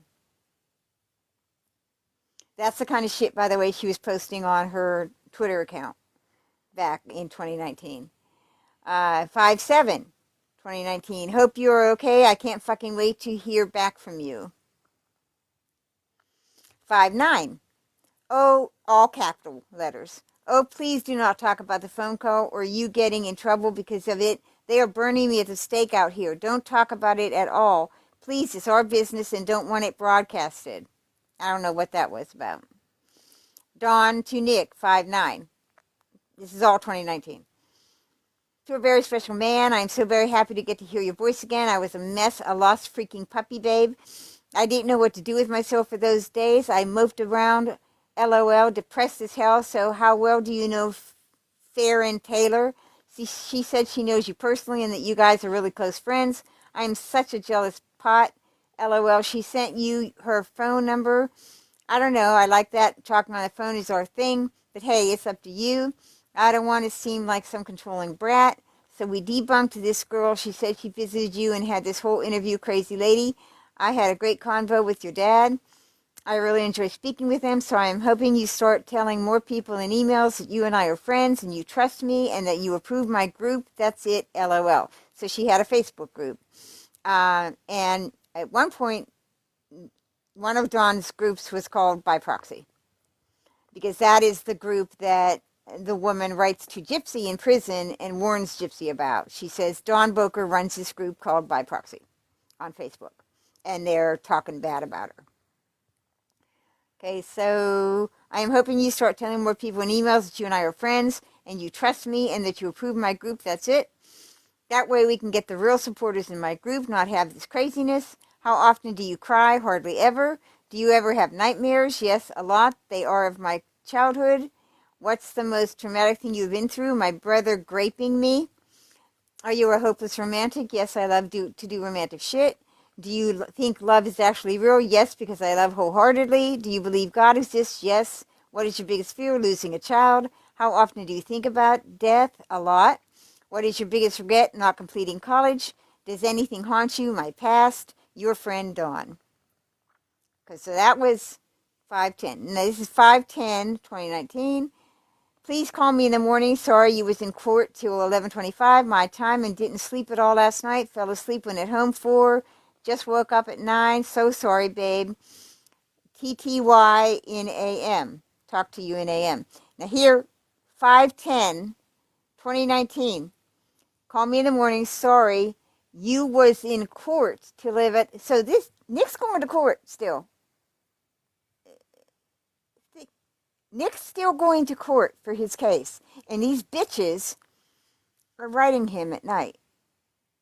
So he's got to deal with all of this shit, all of this drama that's manufactured, all of this bullshit, all of this manipulation that he doesn't know about, where they're trying to get him to expose himself, while he's going to court for his case. Do you understand? Do you understand how they're fucking with him when he should have had the time to be paying attention to his legal case, his appeal? But they weren't going to give him that. They want to keep him all unfocused. They want to keep him all on this shit. All right? They were doing this to affect his appeal because they wanted to make him look crazy, disturbed, the monster that was sitting in his room. Because right after this started, over on the internet, like on Reddit and everything, you started seeing shit like, Nick would have done this without Gypsy. You saw all of these supporters of Gypsy come out and say, Nick was just waiting in his room. He had all of this planned. He would have done this if he met Gypsy or not. You started seeing that attack on Nick and that defense. And then you also, at the same time, you started seeing these things about Dee Dee pop up, where they were calling Dee Dee a PDF file because Rod was younger than her. Those two things started at the same time. They have to demonize these Dee Dee and Nick so much so that the public believes they were the complete monster and Gypsy is this innocent little victim. When everything proves that, debunks that. Everything debunks that. Okay, so hang on a second. Here is Dawn to Nick, 513. Nicholas, I can't wait to speak with you. Did you write Gypsy recently? Don't lie to me, please. That's capital letters. I need to know what was said and if you involved me because it's funny. I have someone very close to her asking me if I knew about it and what I thought about it. So please explain this to me. Dawn, 517. Hang on a second. That was 513. 517. Nick, I reread my email. It says other girls are just running support groups. Please don't yell at Megan Spears. She does support you, and I was wrong to let you try and stop any other group. They maybe don't even know about me. This is all caps again. They maybe don't even know about me, so they just found that group. So please, for me, don't yell at any of them. Brittany is a big supporter of you, but she also supports Natasha. That's all. I don't know what happened between your dad and her, but please just forget these people. Dawn to Nick, 520. Okay, I can't read the chat, so whoops. Hold on.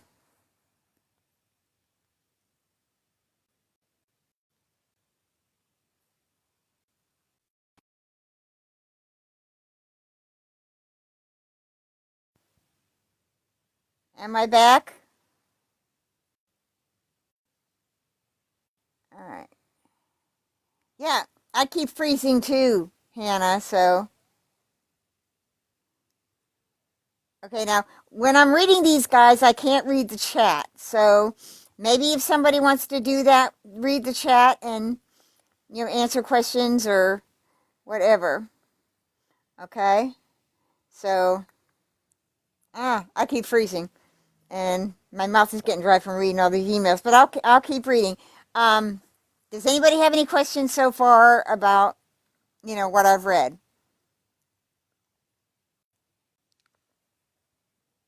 I'm finally getting to the Don's. What tell me I'm not the only one that sees what's going on here.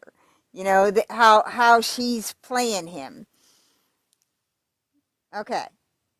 So I'm not confused anymore about why we've never seen this Dawn side. I'm really not confused at all because it completely shows it. Yes, straight up. Yes, they honeypotted him.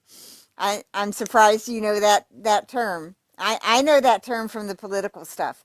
They honeypotted him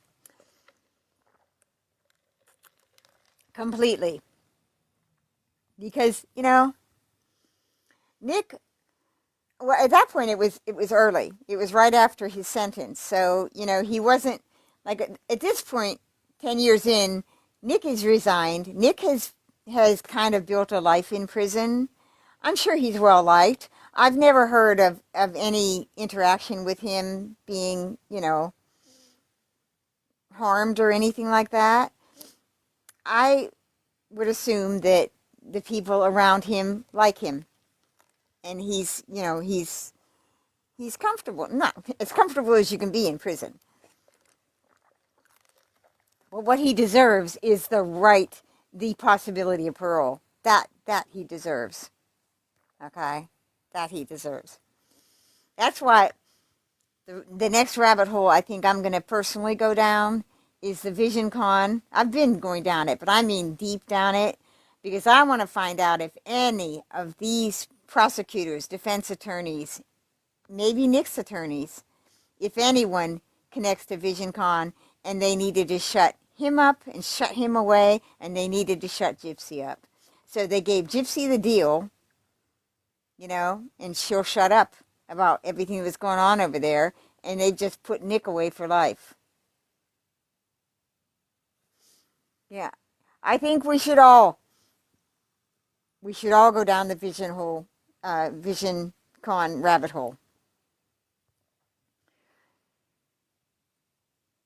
Okay, so exactly. How can they be so fucking cruel? I mean, when I did the timeline and I matched it up, I matched it because I knew about this. I've always known about this. Even before I had the Dawn side, I knew that this shit was going on. I assumed it was going to be just like what I'm reading. But when I did the timeline to find out the dates exactly when this was going on, it's right when his appeal started. And the appeal, you don't file an appeal and just instantly get it. You file the appeal and then you gather all of the evidence to present for your appeal. So he got a new attorney and he started his actual appeal going into court wasn't until years later. So, and everybody should read that, by the way. Everyone should read that first appeal. I have it all up on my GRB evidence site. I have it all screenshot. I can do a live where I go over all of that. That's where we have Dan's testimony.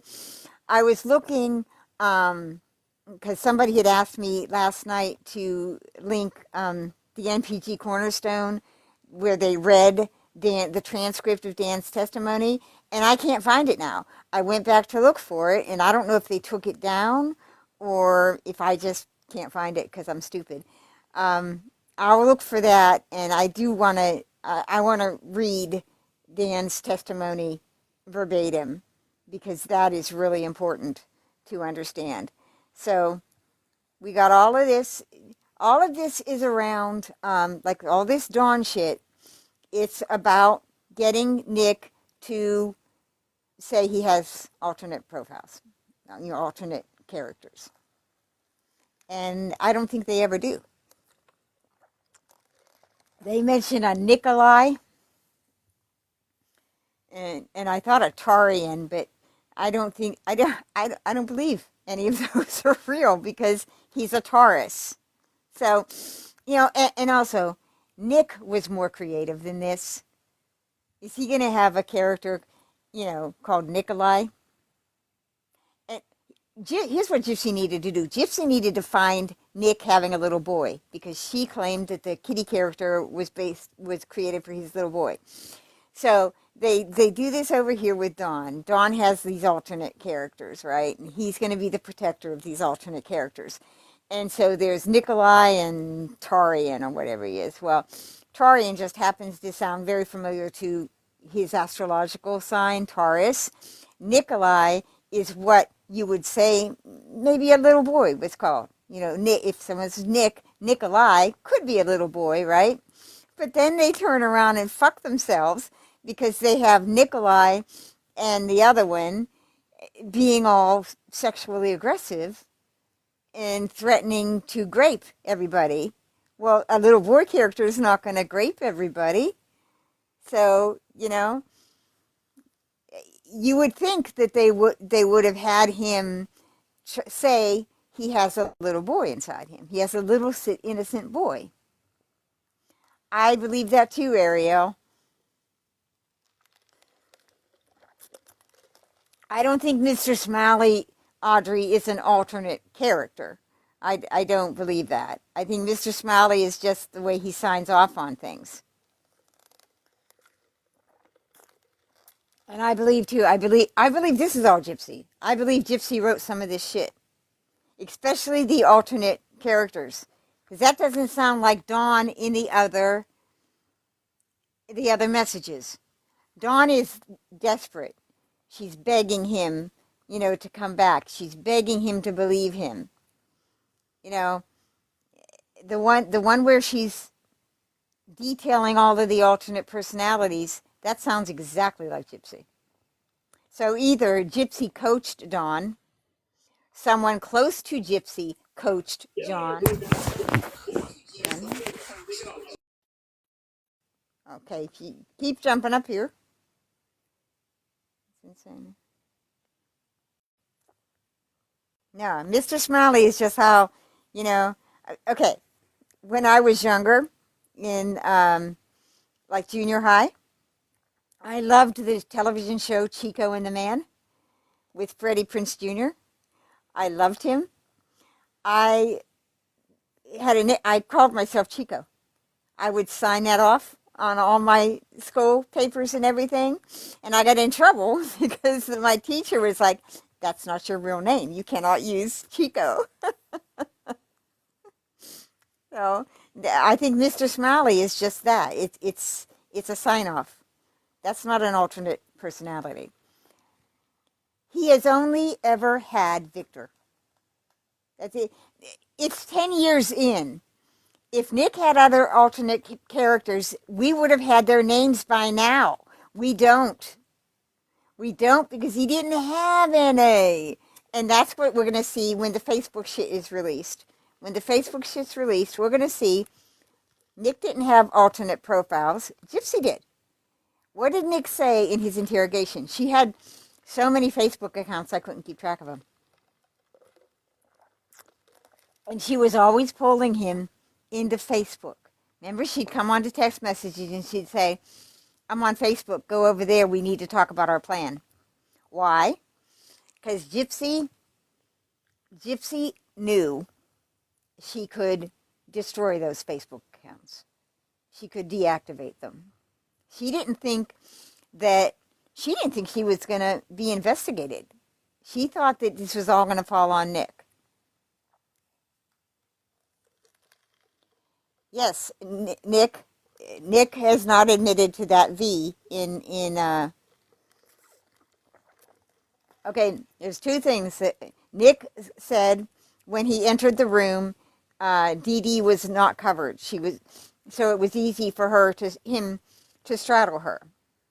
She didn't have covers on her. How he did not cover her up. Who covered Gypsy? Who covered Dee Dee with so many damn blankets that David Blanchard claims he didn't even see her? Hmm? Who covered her with all the? Who put the Barney doll there? Who left Dee Dee uncovered? Okay, exposed with that V on her thigh. Gypsy went in there. Gypsy put that V on her thigh. Because right away, what does she say in interrogation? He has this alternate personality. Gypsy's the one that, just like Lee Oswald, all the women just gave him up, started giving all this information about him. Same thing with, in some ways, Nick is a patsy.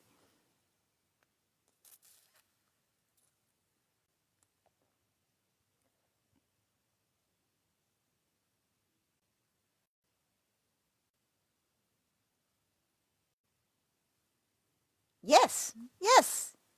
Ryan admitted that. Ryan said on one of his lives that she uses multiple accounts. I'm leaning towards that, Ariel, but I have not found sufficient evidence to prove to myself completely.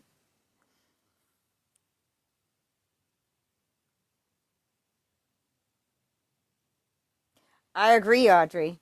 I totally agree with that. I believe that Nick was not supposed to leave that house that night.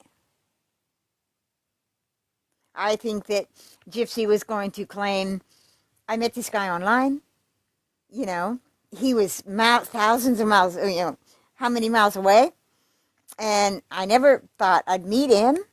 We were just farting around online, and he became obsessed with me. And, he just showed up in my house. And I thought we were going to talk on the porch. But, I went to the bathroom. I had to pee. And he went in and did this. And then he raped me, and he tried to kidnap me. But I somehow managed to, grab the weapon, and, well, it is what it is.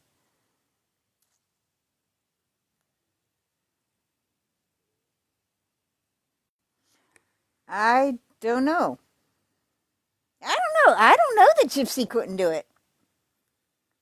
I believe that she was going to claim he attacked her, or tried to kidnap her, and she got the better of him.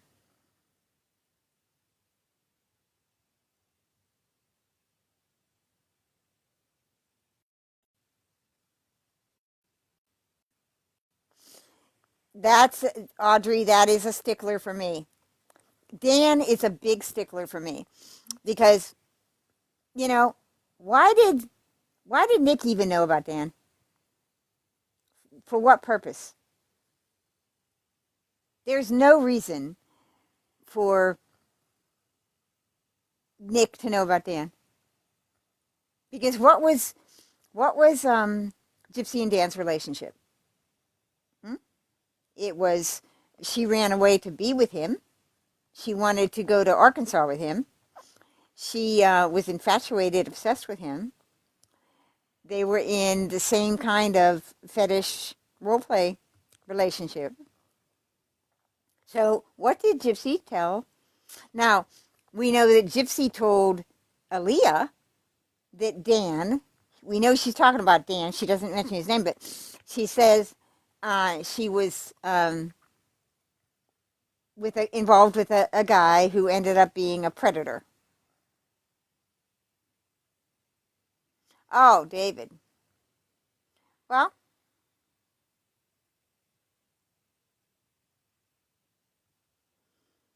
I don't know. Both Dan and David are unknown entities to me. But we know that Dan kept contact with her up till the day because she asked to meet him. See, I always thought that Gypsy texting Nick and saying, "Hey, can I meet up with some guy for schmecks in the coffee shop, before we leave town?" I always thought that was an odd text. I completely believe that she texted that to Nick to make sure he got on the bus. As far as okay, I believe that the Cinderella trip was not like they say to try to get, either to get her pregnant. That was, one of the things, or to get Dee Dee to like him, to introduce Dee Dee to him. No. The Cinderella trip was a dry run. Gypsy knew that Nick had autism. Gypsy knew that he had a certain limited way of thinking, a literal way of thinking. Gypsy knew that he had never left the town that he lived in. He couldn't keep a job. She knew what his mental ability was. That trip from, I'm frozen again. Okay, that trip from Nick's house to Gypsy is 600 miles. It's a 16-hour bus ride with multiple transfers. Now, I'm planning a trip to Arizona. It's a 2-day trip, multiple transfers. I'm afraid I'm going to get stuck on the way and miss my bus. Like if they stop for meals and I don't get on my bus on time, or I have to transfer a bus, I'm afraid I can't do it. All right? And I'm not, limited. Well, actually, I am pretty stupid. But, so Gypsy had to know, can Nick navigate the bus trip and transfers and get to her? So that's what that was. That was a dry run. That had nothing to do with, seeing if Dee Dee would like him or trying to get her pregnant. It had nothing to do with any of that. Now, yes, she had to have the, sex with him because she'd been sexing him up online for 3 years. So she had to, do that. But what does she do? She knows she's going to have relations with this guy. She wears a diaper. And she's on her period. I mean, it was all a test to see if he was under her control. And it was a test to see if he could get to her. So then the second one, he's on the bus and he's messaging her and she just disappears. She ghosts him. Hours when he's on that bus. She's not talking to him.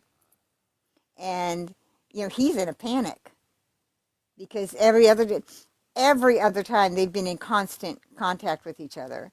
For 3 years, they've been hours and hours and hours on the phone, back and forth with each other, Facebook accounts, Skyping, texting back and forth. 10 hours a day. The McDonald's incident. He's watching Gypsy. He's not watching PORN on the computer. He's watching Gypsy. He had no need to watch PORN. He had his own private personal channel. All right? Yeah. She was, I believe that. She was cleaning up, or she was doing something. I have no idea what that, unless Audrey, unless it's that she was with him, that she did it, she was with him the whole time. There were moments when when I believed that, because the texting that day, remember the day before, Gypsy says that Ruby said the shit's going to go down tonight. And Nick says, like, what's that about? What does she mean? He's confused, you know? And, Gypsy, the whole time, Gypsy's using the different characters to, get him to just stay focused on the task. Because he kept, okay, and here's another thing. Nick is actually asking, Nick told his friend that this was a possibility. He actually asked his friend, how crazy do you think Gypsy is that she wants to do this? Now, if I'm going to plan to be involved in murdering someone, I'm not going to just bandy that about. I'm not going to tell people. Same as Gypsy telling Aaliyah about Nick, when she's in a secret relationship for 3 years plotting her mother's murder with this guy. She's just going to give Nick's name to Aaliyah. It was all a setup. It was, and on Gypsy's end, you can see the setup if you just take a step at a time.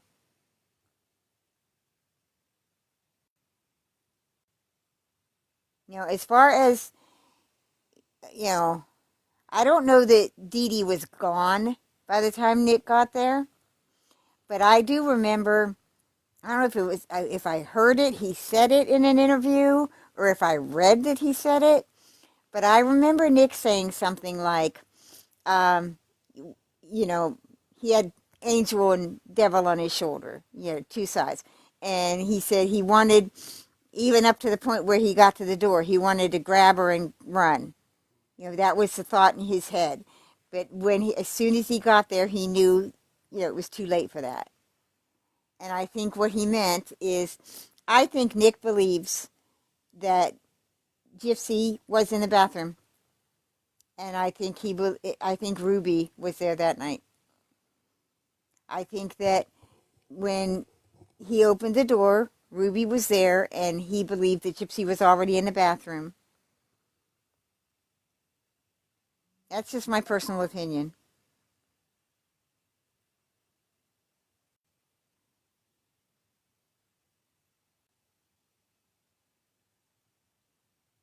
Well, I don't know if Nick totally believed he was going to jail, because I think Nick felt in interrogation, if I tell the truth, he's helping himself and Gypsy.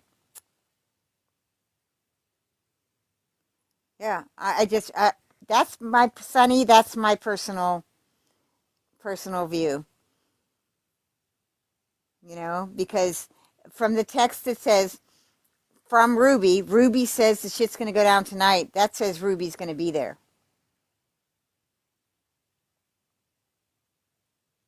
Because I know that he completely believed that all these people lived inside of Gypsy. He believed Damona lived inside of Gypsy, and he believed that if he did not do that, what they were asking him to do, if he did not do that, that they would take the Gypsy part away. And he completely believed that they were capable of doing that. No, because look at how he's talking to Dawn in these, where he believes those people live inside Dawn. Now, why does he believe that? Because she told him that.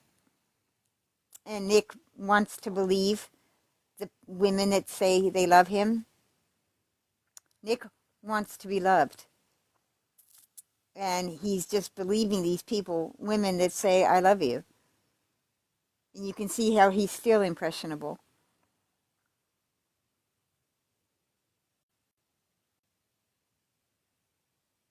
Yes. He said that at his sentencing. And he said that. It's all I ever wanted. The only thing I never had. He had a family. He had friends that liked him. He had a life. I mean, yeah, it was a life lived in his bedroom. My son lives in his bedroom. He's 40 years old. Lives upstairs, primarily in one room. I live in one little room here.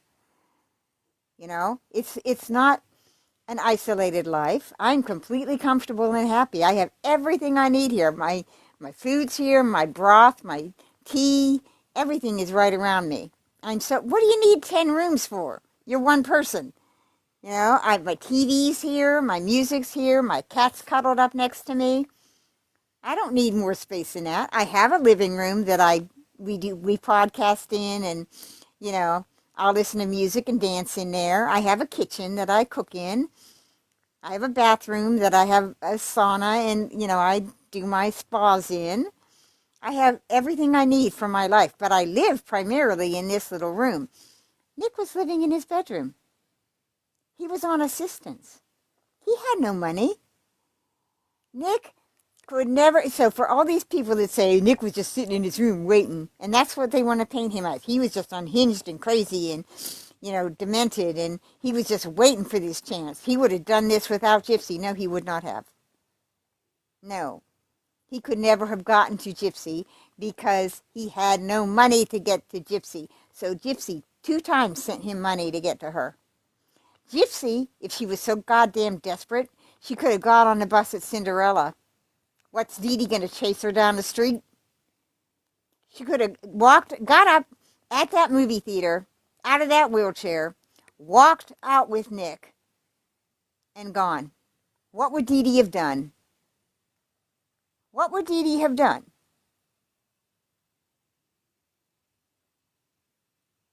You know, so 2 times she sent him money to get to her.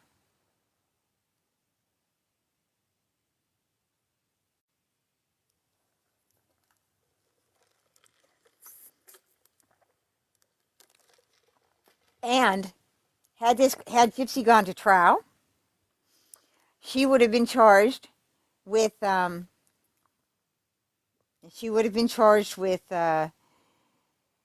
first-degree murder. She would have been charged with solicitation because she asked him. She would have been charged with facilitating, which is sending the money for him to get there. She would have been charged with procuring the weapon because she stole the NYIFE. Did I spell that right? She would have been charged, and then also the fraud would have come in because the fraud that she was doing with her mother is additional motive. Okay? That's motive for Gypsy to commit the crime. Whereas Nick had no motive other than having Gypsy in his life and protecting Gypsy. Gypsy was telling him, Nick, that her mother, she was pregnant and her mother did something medically to end the baby. Gypsy was telling him that the mother was abusing her. Okay? Keep making her do all these things. Gypsy was lying to everybody, including Nick. So, right there, that's additional motive.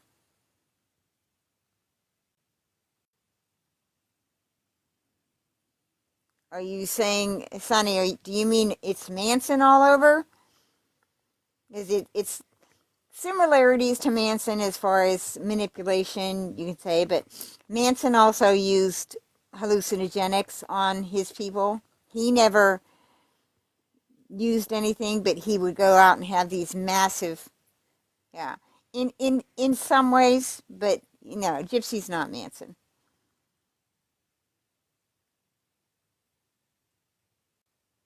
So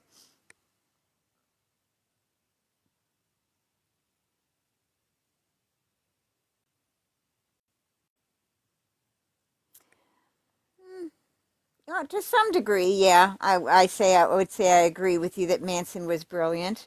I know that he was well studied in prison. He studied Scientology. Apparently, when he got out of prison, he was clear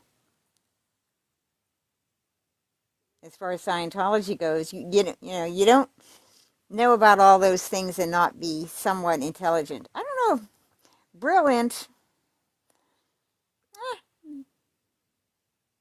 He was a very good con. Manson was, but he had a lot of help too. Manson had help getting away with a lot of the shit that he did before he gathered his family together. That's why the book Chaos by Tom O'Neill is really important.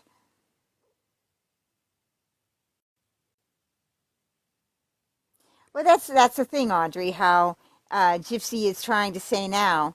She's trying to turn everything around, with her recent manifesto, where she says, I was not a part of the con. I was absolutely not. How she can say that when, if Gypsy had not pretended to be 12 years old in 2008 and paralyzed when they moved into that pink house, there would have been no con. They wouldn't have gotten that house. They didn't get the house. Could Dee Dee have just walked up to HUD and said, hey, give me a free house because I'm like Dee Dee? I'm Dee Dee Blanchard? No. They would not have gotten anything if it wasn't for Gypsy Rose. Gypsy was the con, period. So when she tries to say she had no idea, yeah, you did. You had an idea because you kept pretending. So, all right, let's say in 2008 when you moved into the pink house that you really did think you were 12 years old. Okay, let's say that. Let's give you that. So in 2009, you started sending the naked pictures to the 30-year-old men. You thought you were 13. Explain that. Explain your thinking of, what makes it okay for you, your 13-year-old self, to send naked pictures to old men.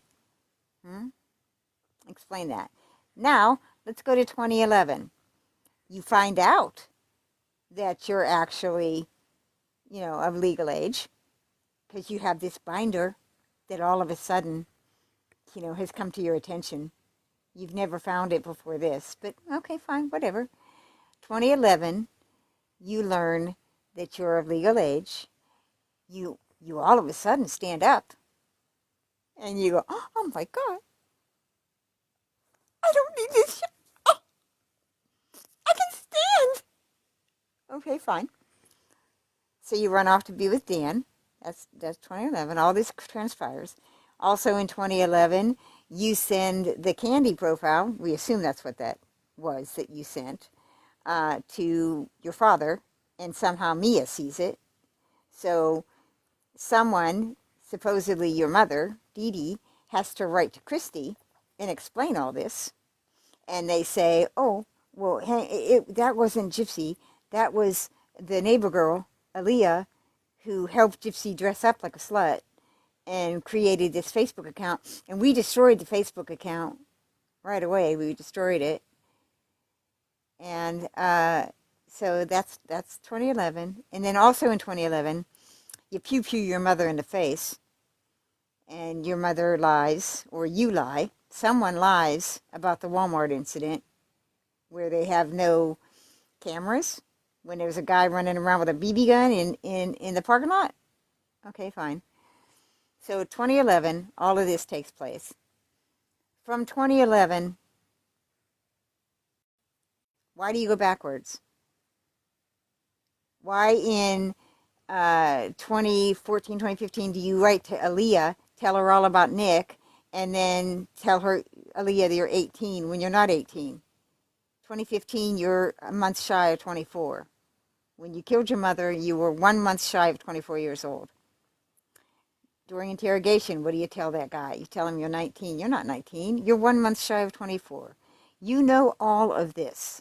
You know your real age, and you're still lying.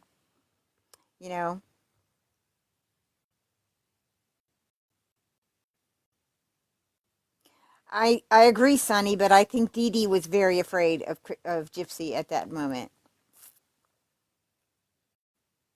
You know, when you put it together with common sense and just ask the questions that an investigator would ask. And that's the thing. Had Gypsy gone to trial and they tried to pull this Munchausen shit and they tried to say Dee Dee controlled her every move. She couldn't move without Dee Dee. Dee Dee forced her to do all of this. All of that 2011 shit would have come up. That the prosecutor would have used that shit to impeach Gypsy's testimony. The prosecutor could have disproved this Munchausen bullshit the first day.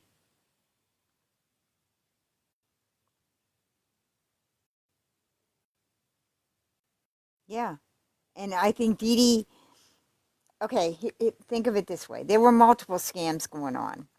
We can probably assume that because Dan Gladwell has never came forward. You know, Dan Gladwell and those friends could have easily come forward and said, hey, they're scamming everybody. Gypsy can walk. Gypsy's not this age. Because in 2011, they were pretending to the outside world that she was, let's see, 15. All right? So in 2011, the friends, Dan Gladwell, everybody that knew Gypsy could walk could have come forward and said, hey, this is a scam. So the only reason not to come forward is if they're in on the scam. So here's what Dee Dee would have faced if that's true. Okay?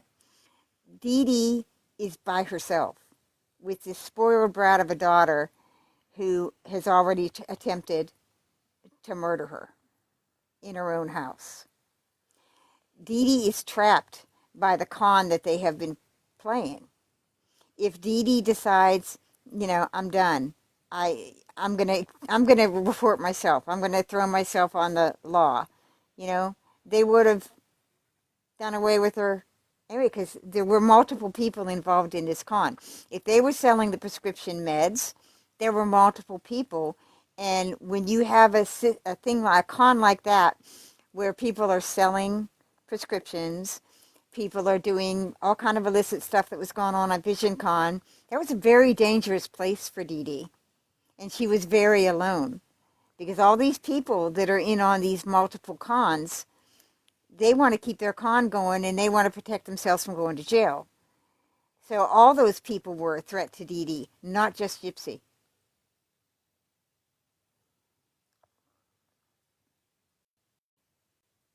And when you think about it, all those same people are the ones that have kept the mystery of Dee Dee going.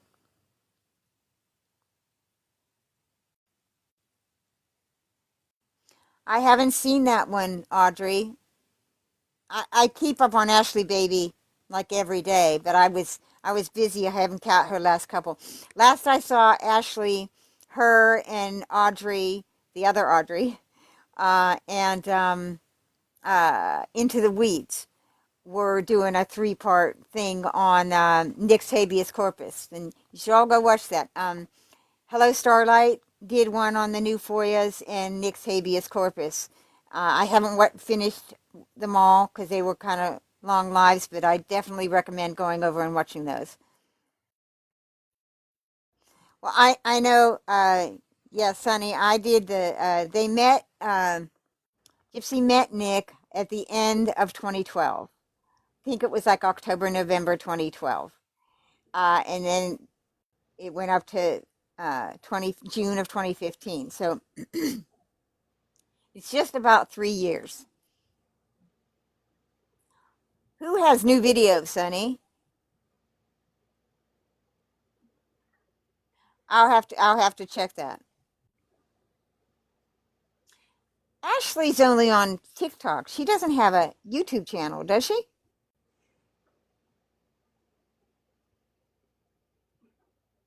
I know I watch Starlight, I watch Into the Weeds on YouTube. I watch their longer things. I watch Quiche on her longer thing. Didn't they change Into the Weeds? I don't think so. On YouTube, I still watch them on their same channel I'm subscribed to. Oh, someone said they changed it to something else. I'll have to go look. I just know I subscribe to so many channels, and I just go to my little section on the left, and it's right there. Yeah. Hmm. I didn't know Ashley Baby has a YouTube. I'll have to find that. Hmm. No, but those are the I watch Ashley Baby faithfully. If I'm scrolling TikTok and she's got a new video, she's one of the few I like look for every day. I think her and Audrey, well, a lot of them are like, I like the ones that are reading the emails, the ones that are pulling out specific emails, because those are exposing gypsies so much. Oh, I agree with Harsh Orchard going down the Dan and David rabbit hole. Yes, yeah. I think we should. You know what we could do is we could organize this over here, and make little groups that go down specific areas of research. Have a group that goes down VisionCon. Have a group that goes and disproves, like, take all of Gypsy's lies, and have a group that systematically disproves every single one of her lies, and then build a web page that can be linked to all of these media places that helped her. Yeah, I something like just don't hit me 1980. like Yeah. with David Blanchard. Mm-hmm. I think he knows a lot more than he's letting on. Oh, yes. Yes, yes, yes, yes. I believe that, okay, educational and entertainment purposes only, my opinion, David Blanchard was pimping her out. Uh huh. I thought And the same thing. they had to keep her quiet. And I But you know think he what? was there that night Yeah, now see that that, Dee Dee was yeah. murdered. I have no evidence of that. So, I mean, other than, okay, the truck tires, who was that? I can't find The where that was cigarette. ever. Yeah. Well, see, now the cigarette, I was wondering, like, because all those neighbors were standing in the yard when they were waiting to find out what happened. So that could have been that. That It could have could been one have of the been. neighbors. Um, but the truck tires, I don't know if, where they were ever matched up to anything.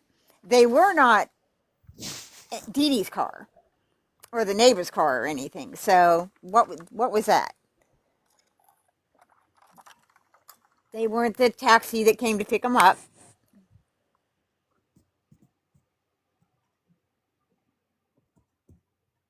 That's what I'm curious, Sonny. Why was there never any further investigative work? And another thing I want to know, like when Rod and Christy came to empty the house out, they brought a U-Haul. What was the police tape down, or was it still up? Had the investigative thing gotten everything out of the house that they wanted?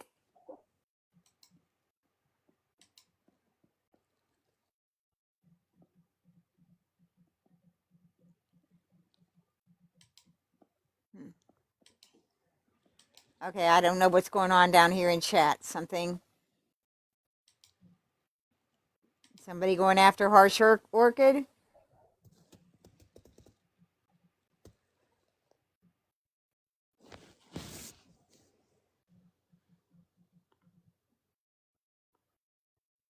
Yeah, I like 1980 Millennial.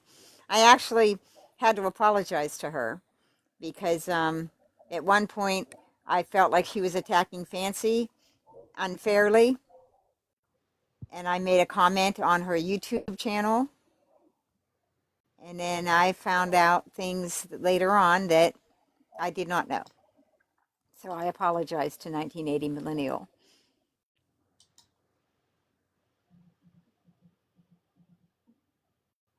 Okay, are you guys handling it down there in chat? Okay. Because I don't want anybody going after anybody in chat. As far as I know, down here, everybody's pretty much on the same side. Are you okay, Hannah? You're not getting sick, are you? Ah! Cray Cray. I didn't see you down there. Hello. Okay, good. I love Becca Scoops. I do too. I do too. Um, back months ago when she wasn't showing her face, I was like, because I always feel like I don't care what you're going to do. If you're going to do content about anything, show your face. Stop I hiding behind agree. these, stop hiding behind these avatars. Just stop it. You have a right to talk about this case as a public case. Just, and I've never been worried about being doxxed or, I've been public online since the 90s. So everybody knows where I live. I've had threats, because I've got real political trolls coming after me. So I've had threats. I don't care. What are they going to do? They're not going to do nothing to me. Especially if I'm as vocal and as out there as I am. If they try to do something to me, the first door they're going to go to is them people that I talk about. So, I'm not concerned or nervous or anything like that. But, I understand why people with maybe kids have to do it. But Becca was, behind that avatar and everything. And then Bree and Fancy doxed her. And, so now she's doing videos with her face, and I'm like, that is just so awesome. That is so kick-ass, because it's like, Oh go ahead, yeah. dox me, fine. Here's my face, motherfuckers. So, and Becca from the start has always it's like it's her voice. I think it was part her voice, the way the slow pattern of her voice. It's very easy to listen to, but the way she would put her videos together was just concise, to the point, and just nobody could argue with her fucking points. And anytime she did maybe kind of overstep or make a mistake, she always corrected herself, always.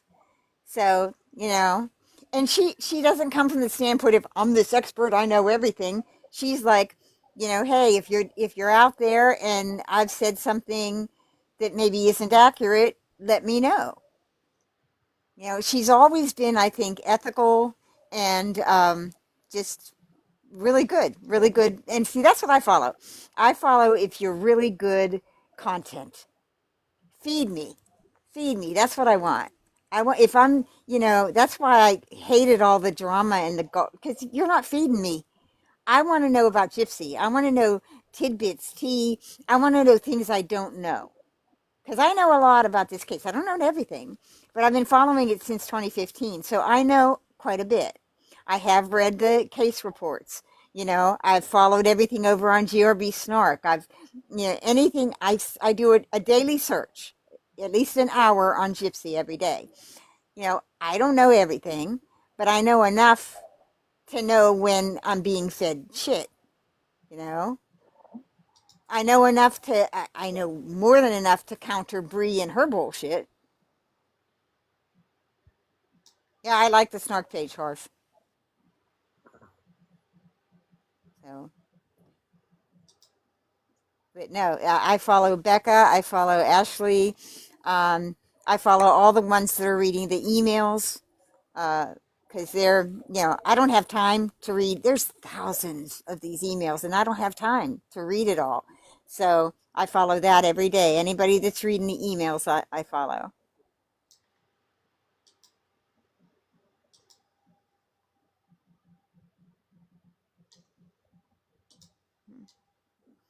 So does anyone have any other questions? I'm not done with these. It's hard. I can do about 30 emails a night. My mouth gets all dry, and it's really hard.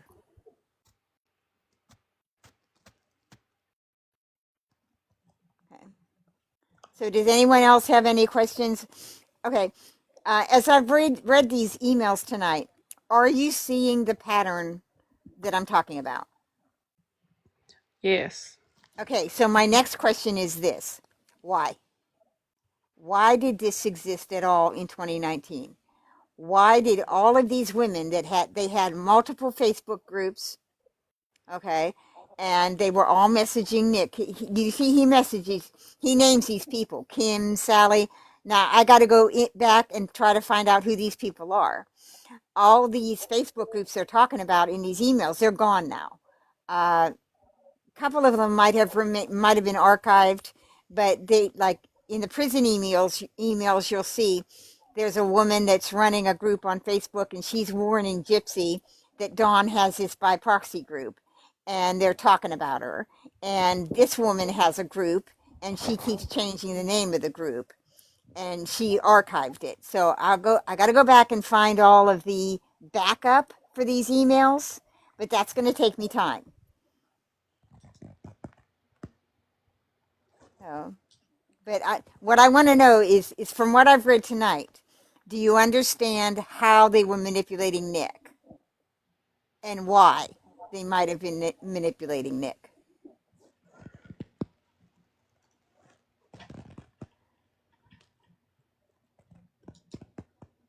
There's so much more. Like what I'm trying to do is I'm taking these emails, because I just got these about a month ago, and I've been going through them. uh, I take these emails from Dawn and Nick, and then I match them up with the prison emails of the same dates. I take the dates that these were written, and then I go into the prison emails and I see what was Gypsy doing during these same months. Who was she writing to? What was she talking about? And basically, what Gypsy's doing is setting up her own shit. She's setting up her documentaries.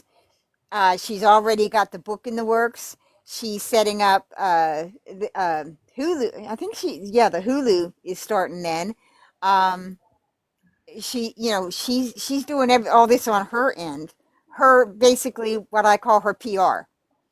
She's doing that in prison. So she's got all these people working outside for her. She's got people maintaining groups. Natasha is one that Natasha has a group where Gypsy has her post stuff.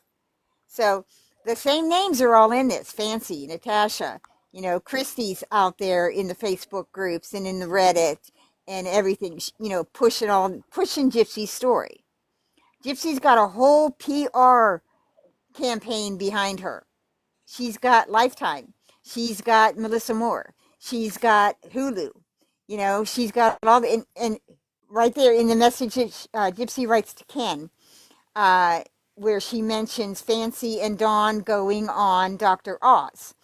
She also talks about Hulu, and she talks about Hulu to this other person that has the Facebook group, and she says, I'm not making any money from Hulu. They're just using my name. She was making money. Then we see in another prison email that the producer guy from Hulu has money put in a trust for her. So it's all bullshit. It's all lies. And we are just finding all this out now in 2025.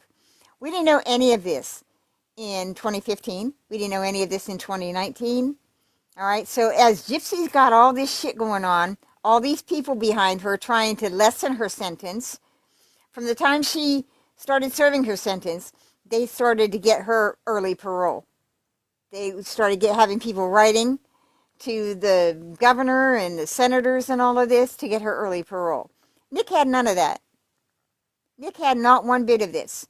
And so not only was he stuck serving the sentence that they both should have been serving, but in the background, as he's going to court, as he's starting his appeal, and where he should have been able to have his legal representation, start his parole, gather all that information that they would need, there's this manipulation group in the background trying to get him to claim he has multiple personalities. They had no business communicating with him. They had no business at all. They had no business having anything to do with Nick. But you see that Gypsy is still trying to communicate with him, to see what he's going to do, to see how she can make that work for herself. And what they were trying to do is say that Gypsy didn't plan this. It was all Nick's idea. Gypsy couldn't hurt a fly. Gypsy's Norman Bates, She's Mrs. Norma Bates. I can't hurt a fly. They'll see. They'll all see. I can't hurt a fly. And if you go back to 2019 on Facebook and in the Reddit, you'll see people posting that Nick was demented, he was disturbed, and he wanted to do this. And that's the same thing Gypsy is pushing right now. It's the same exact thing that she pushed the day she was paroled. She didn't take that chance to go in front of the public and say, hey, this is my new baby and my baby daddy, and we're going to go off and live our life now. Okay? We're going to be private, and let me sell the pictures of my baby, to the highest bidder. Let's do that in People magazine. That's not what People magazine printed that day that she was paroled. They printed these emails from Nick. Go to the day she was paroled. People magazine mentioned these emails from Nick. Why? Because Nick has to be the monster. Nick has to be the person who would have done this without Gypsy. Gypsy had nothing to do with this. Gypsy was completely innocent. Gypsy didn't do the con with her mom. She knew nothing about the con. It was all her mother. We know it's all her. Because without Gypsy pretending to be 12 years old and paralyzed in 2008 when they moved into that pink house, none of this would have happened. They wouldn't have gotten the trips. They wouldn't have gotten the free shit. They wouldn't have gotten the donations. Were those diapers that they were using, were they donated?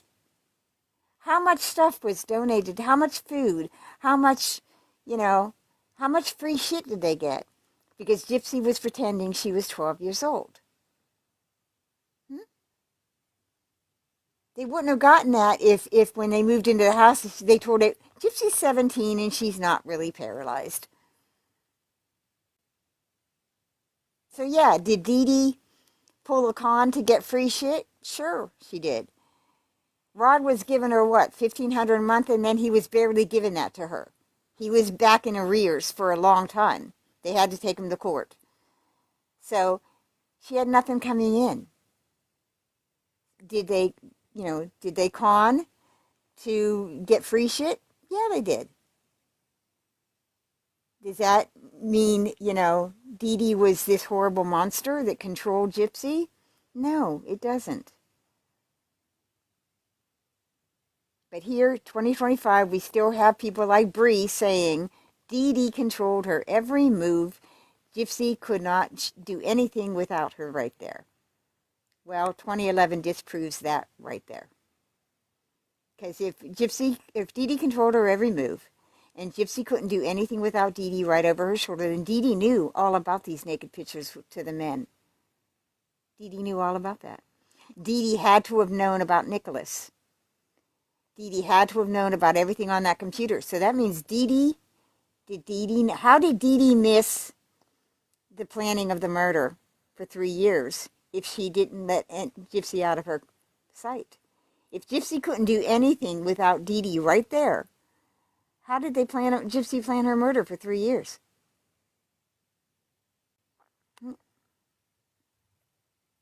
Maybe it's me. Maybe I'm missing something. Maybe I'm the crazy one.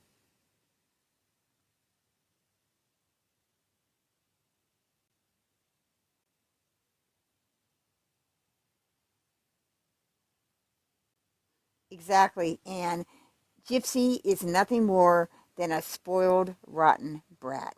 She's homicidal, and she's a sociopath, and she's a narcissist. And she's dangerous. So I'm not going to stop talking about her until she goes away or until she's not a threat anymore. If Gypsy Rose Blanchard can prove she's not a threat to anyone, I'll stop talking about her. Yes. These prison emails show it, like, completely. These prison emails show how manipulative she is. I mean, look, she's committed to Ryan, and she's talking to an Italian guy, talking about wanting him to come and wanting to have, all this sex with him. And he's in a committed relationship. He's got a girlfriend. See, that's what I want to know. When all this is said and done, I want background information on all these people that wrote to her in prison. I want to know what happened to the lady that called her goddess and was sending her $50 every week. Is she still married to her husband? Does she still have access to her grandchildren? You know, what happened when the husband found out that she was taking the $50 grocery money and giving it to Gypsy? I want to know, did the Italy guy girlfriend ever find out about this? You know?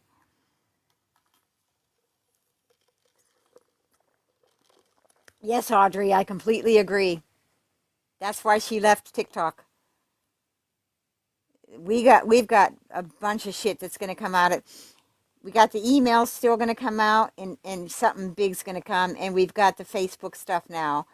I think Nick's going to drop the Facebook. He has no other reason not to. And once he drops the Facebook accounts, all those accounts are the investigation subpoenaed the Demona account, the Ruby. I know all of her Facebook accounts were subpoenaed, and I know the Demona Love was mentioned in there. Hi, Skippy. I don't know if I have the gumption and to watch the videos. I don't know. I don't know. I don't know if I have the stomach for that.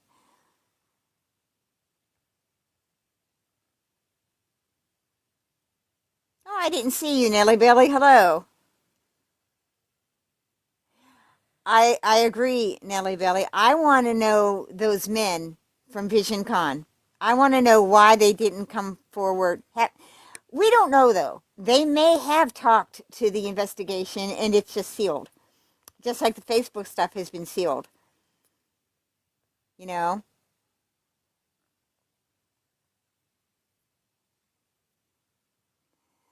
That's what, Nellie Belly, I'm interested in these men.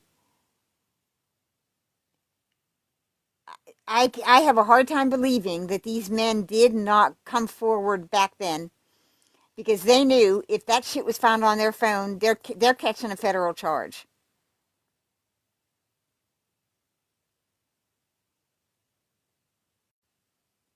Oh, Ariel, according to the description of the videos, we got a bunch of video of Gypsy in various stages of whatever you want to call it, unclothed and doing lots of weird things. It's just not something I want to see. And trust me, I'm not a namby-pamby prude. I have seen quite a bit. In fact, that's another thing I wanted to mention. Gypsy and like the Disney, uh, the the post she made over on Nicholas, she had a Nicholas Godejohn account with herself, and she posted that Beauty and the Beast, like that real sexual Beauty and the Beast cartoon. Back then in 2011, all that was on a site called DeviantArt, and we would go there and use that for our avatars, like in Second Life.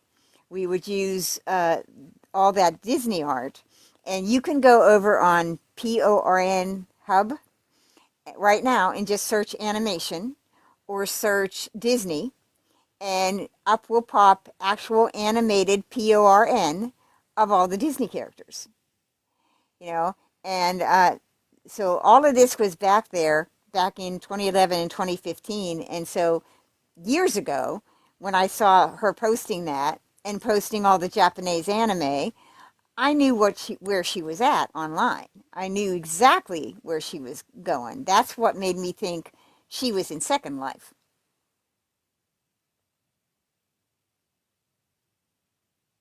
Does she, Audrey? You know what? I have not followed Jody I followed that case every day, every single day. I was on her. I have not followed her in about 2 years.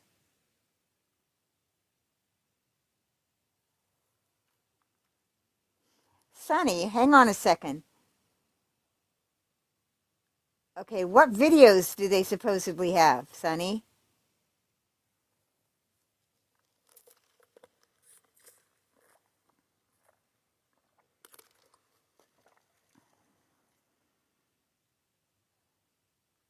I know a lot of shit's going to come out and it's going to be fast and furious, I think. I think at this point, Nick's had enough. Nick's done. I would not be surprised within the next 5 months to see all the Facebook shit.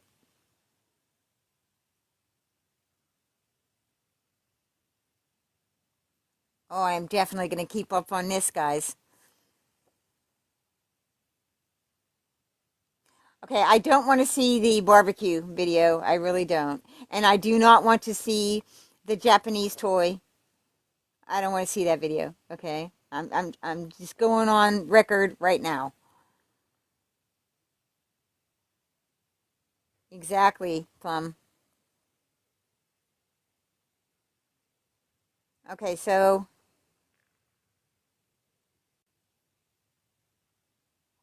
Nick's the NPG Cornerstone on Facebook. Is that what you're talking about? Uh, I agree and disagree with that, Ariel. As a narcissist, yes. As a narcissist, Gypsy likes all the attention, but she also wants to handle the attention, and that's what she can't do. She can't control the attention. And she definitely does not want attention on the shit that exposes that her plea deal is based on fraudulent information. I've heard about multiple FOIAs coming out. Yeah, I know, that's why she keeps using that term.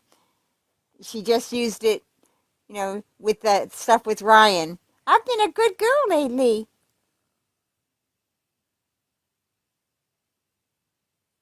I'll follow up on it, Sonny. I had not even heard about it. I hadn't heard about any video. There was scuttlebutt about the prison jail phone calls.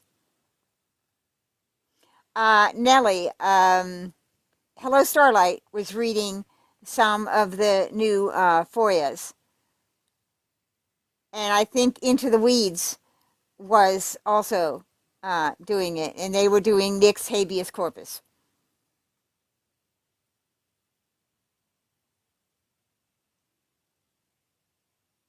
Oh, January's coming up quick. That's my birthday. That'll be my birthday present. My birthday is January 15th.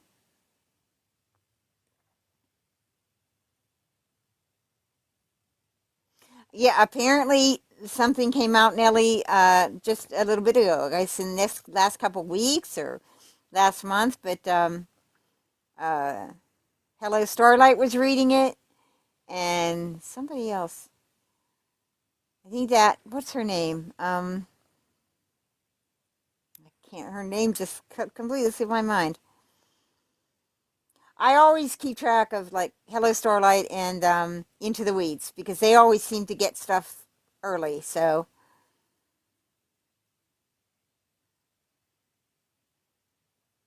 are you serious, Ariel? Happy birthday! Spending your birthday with us.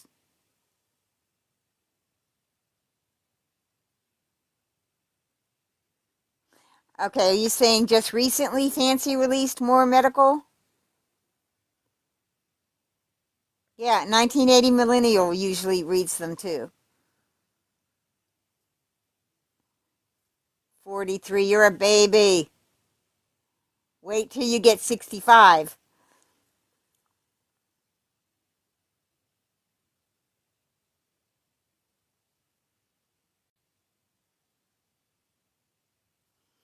So, I'll continue these. I don't know if I can do it tomorrow night. Maybe Tuesday, I can continue reading some more of these Dawn emails. And then I want to see if I can find anything else about these alternate personalities that she claimed she had. And I'll try to get the podcast that Fancy and Dawn was on, where they talked about these emails. Let's see, I think my phone's about to give out. Like I said, I can read probably maybe 30 to 50, depending on the length of the email a night. but it gets really hard on my eyes because this print is really teeny.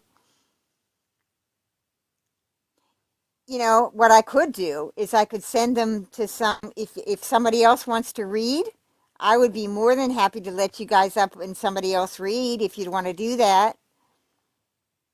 If anybody's interested in doing that next time, let me know. And then we can get through more of them. Great. Thank you. If you would be willing to do that, because my mouth gets all dry and I'm, you know, and my eyes hurt.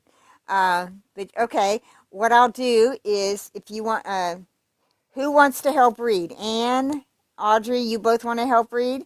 Okay, send me a message if you want to help read these, and I will send these to you. And then we can break them up because we got people that were coming in later and they missed the beginning of it. So it wouldn't be a bad idea to read these on a repeated basis. But I would definitely need help with that. So send me a message and I'll get these emails to you. I would need your email because I don't think I can send it through TikTok. I would need your actual email. Mine is jfkannie@gmail.com. That's my email if you want to send me a message. And I can just reply to you.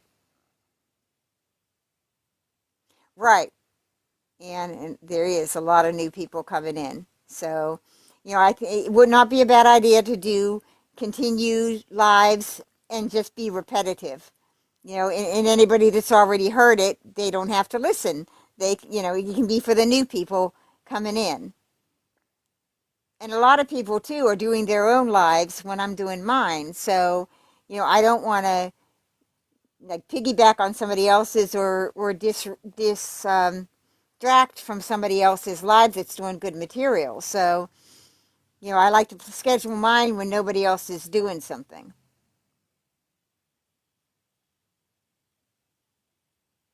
Okay. Well, I think I'm going to end this because I got to get something to eat. And like I said, anybody that wants to help read, please send me a message here and send me your email or send me an email to jfkannie@gmail.com. And I will send you these Dawn messages. And then we can break it up. You guys can read and I can sit back and relax. Okay. You too, Nellie Billy. Thank you all for coming. And send me any questions if there's something you're confused about that I read tonight, or you need me to read it over, or you need, you know, further information or validation for it. Send me a message for any questions that you have. I know, Plum. I know where you're at, and you're dealing with shit right now. So just as long as I know you're out there, Plum. When things settle down for you, you're going to co-host a bunch of my lives. So, you know, we'll get to it. And I'm still working on that stuff for you. Okay, so. All right, everybody. I don't know even who's in here, but thank you all for coming tonight. And I'll post when I'm doing live. I might do one tomorrow night, but I might take a break Monday because that's my shopping day when I got to get ready for winter. So I got to gather all my supplies up for my pantry. Okay. Good night, Ann. Good night, Hannah. Good night, all of you. I appreciate every one of you that listens to me. I know I'm a pain in the ass. So I'll try to do one tomorrow, but if I don't, definitely Tuesday. Okay? Good night, everybody. I don't know what Audrey means by wait, isn't it? Oh my God. Okay. Okay. Like I said, I do all my shopping on Monday. We go to Sam's Club, Costco, and all that. My son has to drive me. I don't drive anymore. So I do all my stock up shopping on Mondays. And I also have to apply for Social Security. So I don't know what day this week I'm doing that. So as soon as I get all my shit done here, I'm going to plan through winter time.